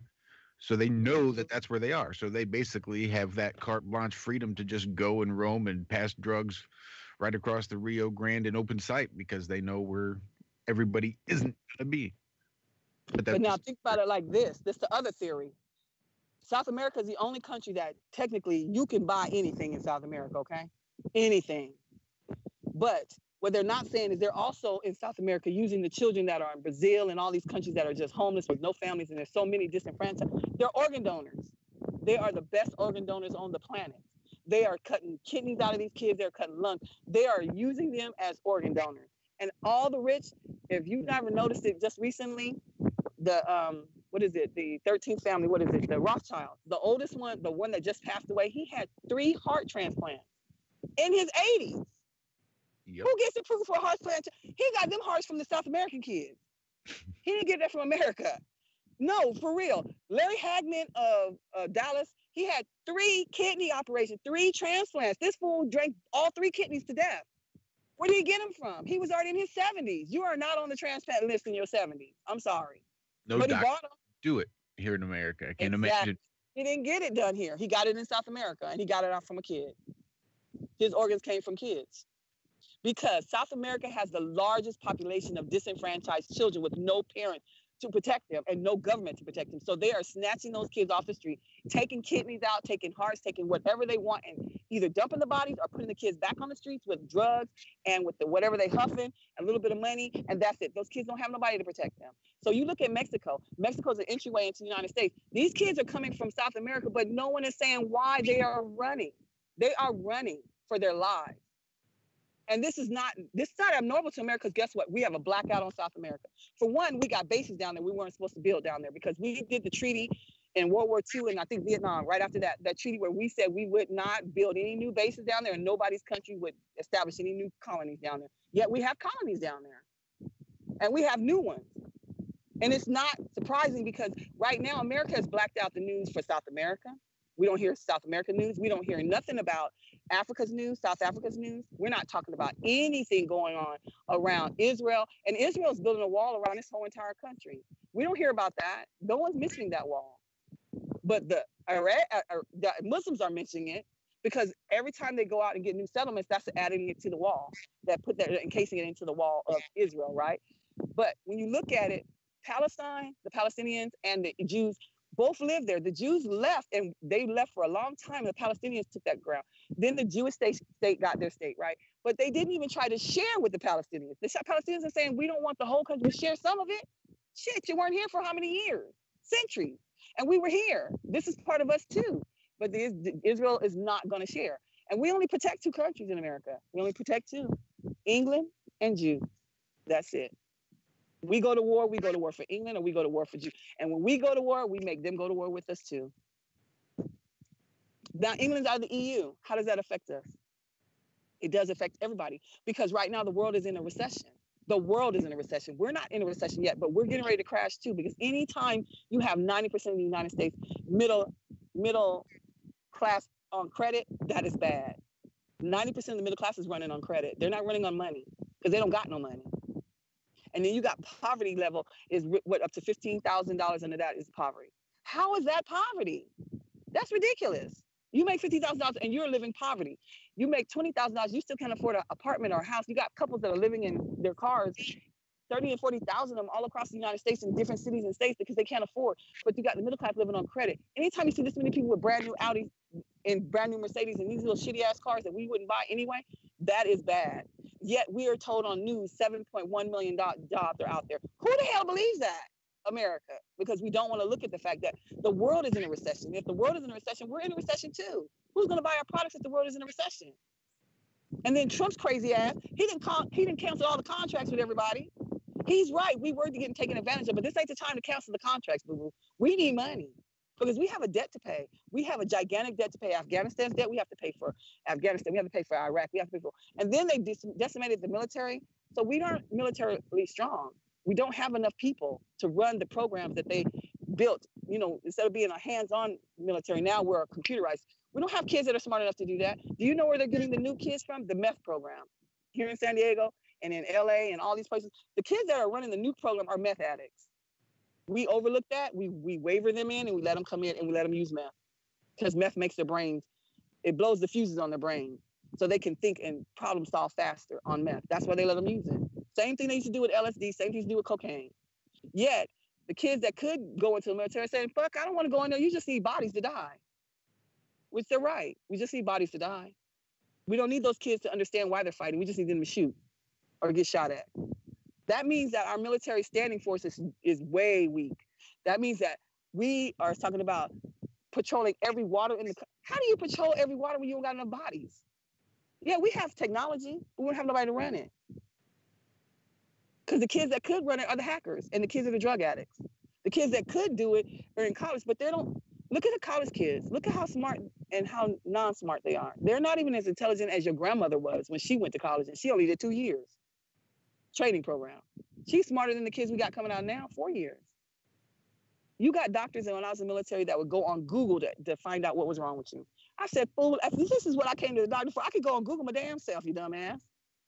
Put my own symptoms in there and ask Google to diagnose me. Everything's going to computers, but it's making you stupid. It's making us stupid. I asked a kid the other day, the one big old thing, remember when you were a kid making go-karts? We didn't have no money, so we had to make everything. And I asked the kid, hey, how can we make this go-kart a little faster? The kid said, what is a go-kart? I was like, it's the car you make yourself when you're a little kid because you don't got no money. You're tired of walking to school and walking to town.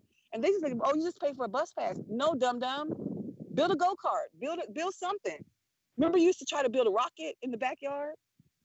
These kids don't even know what rocket fuel looks like. They don't know how to build a rocket. They don't have no idea how to make the mountain explode. You know how they used to make a mountain explode in the science class. They don't know how to do that. And you want them to run your technology? Microsoft is one of the biggest companies in the world, biggest corporation in the world. Microsoft cannot find. General Dynamics is kids. People are retiring. Their granddaddies and all of them are retiring. They need over 50,000 engineers. Microsoft can't find 10,000 engineers to come out of school to do what those guys are doing now, because they're not trained the same way. And those guys are retiring. They have to retire. In the plane, remember in what is it, the aeronautical? They don't have pilots. We ain't got no pilots. We don't have kids trained to fly. Now that's engineering and flying. You don't have kids that can do welding. You don't have kids that can do electricity. You don't have kids that can do construction. You don't, not American kids.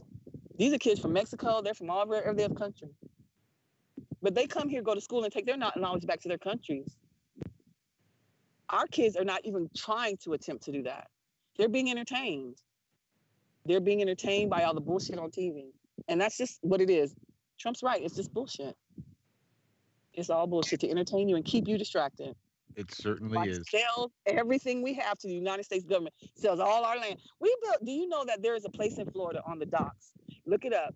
That the Russians bought on, I think it's a 90-year contract. It is considered Russian land. It's in Florida, on in Miami, and it's a dock. And they have made it a Russian. It's sovereign Russian. You know what I mean? Like when you do an embassy, it's like that. They own it for the next 90 years. Why do they own a part of our dock in Florida? Why do the Chinese hold all of our debt in California? They hold all of our household, all the houses that foreclosed, they're holding those notes. They bought 90% of our treasury bonds. So if China wanted to bankrupt the United States, all it had to do is flood the market with those treasury bonds and ask for their payments. The only reason they're not doing it is because their economy is going to crash right now. But if it comes down to it, they'll flood the market with those bonds in a minute, because they bought them outright. Why is New York Broadway owned by not us? Why is Budweiser owned? And Budweiser is not even owned by the United States anymore. Budweiser owned by another country. It still does a little horses and Clydesdale on the commercials, but it's not owned by us. Nope, I'm from St. Louis. I can tell you for a fact that it is not owned by us anymore. Nope, but it's still portrayed in the commercials like it's owned by us, but it's not. Neither is the Empire State Building. Neither is Broadway. Neither is the most expensive property in New York. That's not owned by Americans. That's owned by another country. China owns all of our debt in California. It owns the majority of the debt in California because it bought all the housing notes when we went bankrupt and went bust up. The car companies are not even owned by us. Look at BP Oil. BP Oil is British Petroleum, correct? Yep. It is the biggest petroleum company for oil, is it not?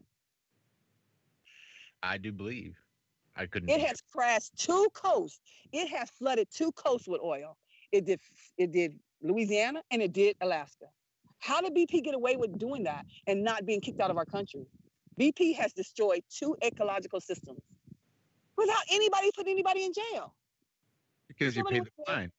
And the cost of benefit analysis equals out that it's just good business to destroy the ecosystem and pay the fine, as opposed to, doing business conscientiously.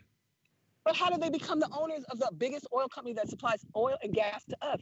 Because in the 60s and the 70s, you remember the gas wars that we had, Chevron, and your dad was, I'm a Chevron, well, I'm a this, they had the different gas stations. Your dad would go to only this one, your mom would only go to this one. Now those aren't even open. They're not even owned. BP owns them all. How did BP become the number? British Petroleum has destroyed 2 coasts and 2 ecological systems, yet only they paid a fine and they didn't replace anything. And we as Americans didn't say a word. This is British Petroleum, not American Petroleum. This is British. How are our farmers being paid $58 million not to plant anything this year? And you said there's a food shortage. You see what I'm saying? Mm-hmm. Americans are being fed whatever they want to be fed because they're not answering no questions and they're not fussing. We don't have civil liberties right now. You have no rights. Right now, 9/11 totally negates all your rights. It says that I can keep you as a prisoner for the rest of your life and never charge you because of the suspicion that you would be, what do I say, submissive or subversive to the government of the United States. And I don't have to charge you. For the rest of your life, I can hold you. That's how Noriega's being held. He's being held in the 9/11 Patriot Act. And it was reinstated last year, right before the fall, right before the end of the summer, right before they went on Christmas vacation. They slid that law in there. Did you know you can't sue your phone company? You cannot. You can go to small claims court, but you cannot put a class action suit against any phone company. McCain made that possible 4 years ago. Him and the phone companies got together and passed a law saying that you can only go to small claims court, and the most you can get is $250. You cannot jump in with 15,000 other people or 50 million other people and do a class action suit. It is illegal. You're not allowed to do it. That is the law. Not most Americans don't even know that. They think if they fight with the phone company, they can go to court. No, you can't. You have to go to small claims court, and you have to do that. You have to sit and try to negotiate ending or try to negotiate the case where you don't get any money, but you just resolve the problem. That can take years because phone companies have billions of dollars, right? Wells Fargo stole from its own people, set up old accounts, new accounts on people's names, got all that money and bonuses, and yet Wells Fargo did not go to court and do what? They didn't pay anything out. Now the commercial talking about we want to get your trust back. No, you're not getting my trust back, you shitty bitches. You opened accounts in my name and got money from me, and you didn't give me any money from it. But they were not fined. But a couple $1 billion, what is that to Wells Fargo? Wells Fargo made over $60 trillion in just bank fees from you getting money out of ATM that's not your bank. 18 late. These guys over in the UK, they're probably getting close to nodding off, but because it's going to be really late over there. Oh, it is over there. But you see how things go in America? We're not asking questions. We're just following along. Look, and people all over the world. Do you find it hard to find peers, Tina? People that you can relate to? I don't have any. Let me just say, I don't have any. I don't have any. I don't have any friends except a scientist.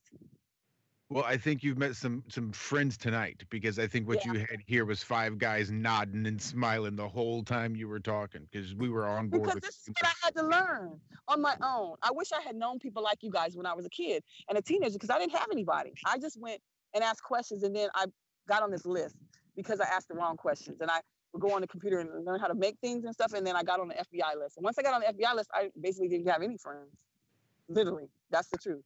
I have a clearance for your eyes only. I have a president clearance right now, and I only got that because of 9/11. But at the same time, there is no way you're going to be friends with anybody, because people don't know what to say to you, because I don't watch TV. I never watched TV. I have not watched TV since I was 12 years old. I'm 51, because it's a boob box. I don't listen to people's bullshit, and I don't have time for the bullshit. I don't listen to the news because that's just straight bullshit. And I don't have time for the internet at times, not YouTube, but at times, because they also spit the same shit. And then it gets you aggravated because you know that's not the truth. Just like the round earth or the flat earth. Come on, dude, give me some proof either way or another, or shut the hell up, because you're wasting my time. And brainy people like you guys and myself, we don't have a lot of patience for dumb people. We try. We do try, but no, you're right. We don't have a whole lot. No, and a lot of dumb people are the people you're talking to, right? You talk to the people at your old job, and you think, why did I ever work there? These are some of the dumbest people on the planet. Yeah. Because where else would you work if you didn't work there? You know what I mean? But I am so interested in the flat program. I want to research some more on it. I remember reading it in the 7th grade, but I haven't studied it again. I think you'll find that some of the leaps and bounds that have been made over the last several years, once that's been sort of flooded back into the public consciousness, I think I think you'll be surprised. I think you really will. That you're right. I still think it comes down to a philosophical point of view, but I think there's a whole lot of compelling evidence out there. Nathan Oakley would say it's obviously and observably flat, and that says a whole lot. But you know, now they're trying to keep you so distracted. I was telling your friend just recently that if all of you guys are listening, lately have all of us work on a different wavelength, and that's something you need to understand. Your brains work on a different wavelength, and because they work on a different wavelength, you hear things that you shouldn't hear. Have you heard the rumblings going on in the earth? Have you felt the ground will be moving for you, but it won't move for anyone else? So you hear the sounds that the earth is like moaning or groaning.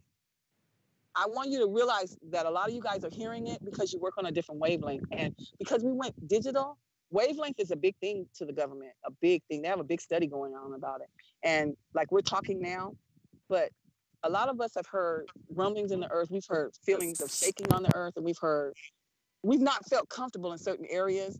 I think a lot is going on underneath ground that we don't hear about because they don't want to admit that that's what they've done. But there's a lot of tunnels in a lot of the cities. I just came out of San Diego, and San Diego has a huge tunnel system that goes all the way to the water. And I was telling him in Arizona, you can hear the rumblings when you're driving. Sometimes you can feel it when you're sleeping. And even in some of the cities you guys live in, I want you to notice the parks. When you go to the parks, the public parks, look at all the antennas in the park and all the listening devices that are in the park. And also notice it downtown. You're going to see a lot of your big hotels have towers that have antennas with listening devices. But there are also tunnels underneath those hotels for evacuation. And it's become quite evident, like you said, the flat earth and the fact that we don't go along with the society's way of looking at things, that they're getting ready to do something. I'm not sure, you just can feel it in the air. Like something's about to happen. It's going to be major, but it's going to be a secretive type of thing. And I just wanted to tell everybody, pay attention. Don't pay attention to the news so much, but pay attention to what's around you. Look at all the antennas on people's houses and cars and campers and in parks and even in the mall. Walmart now has surveillance face recognition now. When you walk into Walmart, it takes a picture of you and it face recognizes you and puts you in the computer immediately. And I think they've had that tech for a while. I think I remember hearing that story years ago. Yep. And remember when you go to the bank and you go to cash a check and they make you put your thumbprint on there? Uh-huh. That's also a tracing device too. Yep. I found that in the military. Metrics. The way you hold your phone, the way you walk, all this stuff is being recorded and a profile is being assimilated for all of us. It's all, yes, it sure is. And the biggest thing with the phones is the 2 gold chips inside your phone. That's why you can't break them. Qualcomm has 2 gold chips. One is for the police and one is for Qualcomm.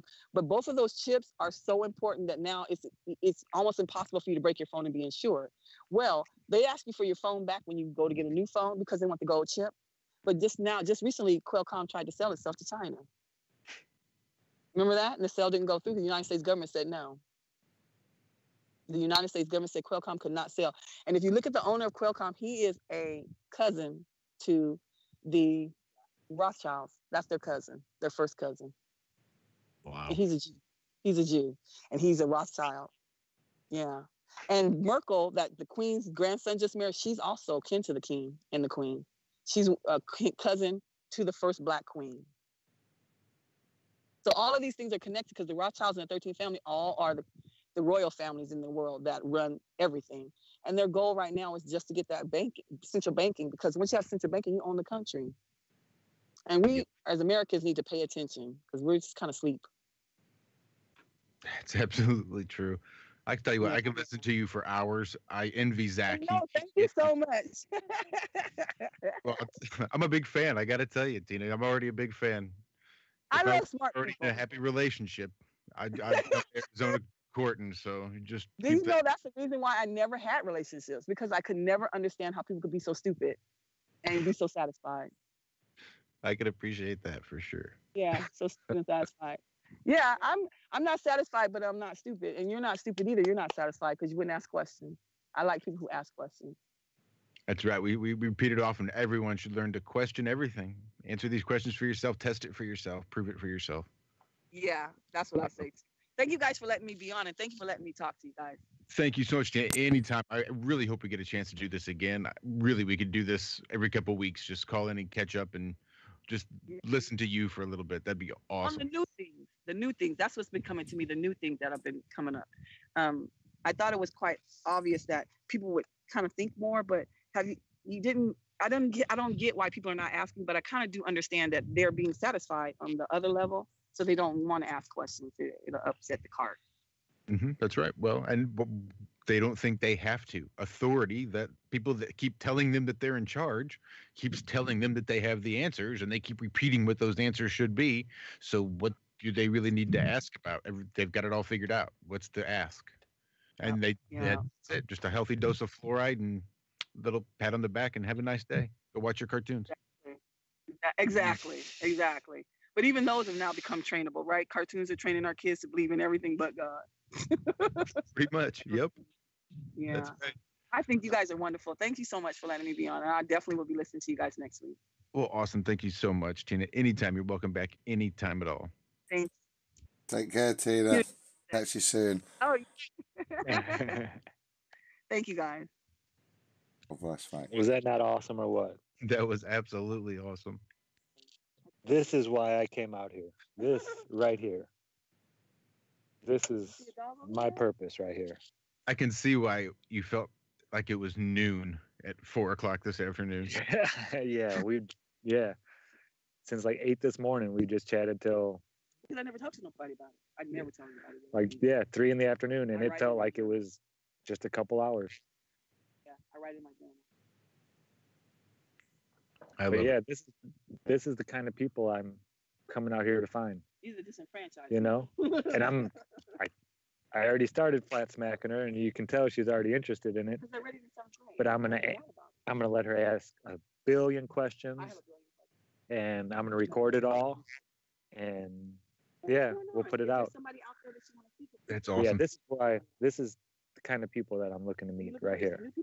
She sounds pretty excited too, just to have met somebody willing to ask questions and listen to her ask questions and listen to the answers that she's found. I love it. It's awesome. I dig it. That's it. I'm tuckered. Plumb tuckered, as they say. I'm with you on that, bro. So I say we just go ahead and wrap this bad boy up. Sounds a good shout. Well, too bad Walter didn't make it back in time. He'll probably come in just as we're finishing up, just to say hello and goodbye. Yeah. Thanks, everybody. Enjoyed it tonight. Thanks, Jamie. Real pleasure chatting with you, pal. So much, Jamie. Finally. Good night, all. I thought that was awesome. Good. Still there. Thanks, See, I Tina. told you I'll be quiet.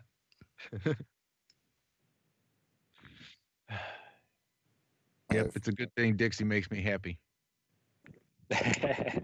Otherwise you'd be out here with me, wouldn't you?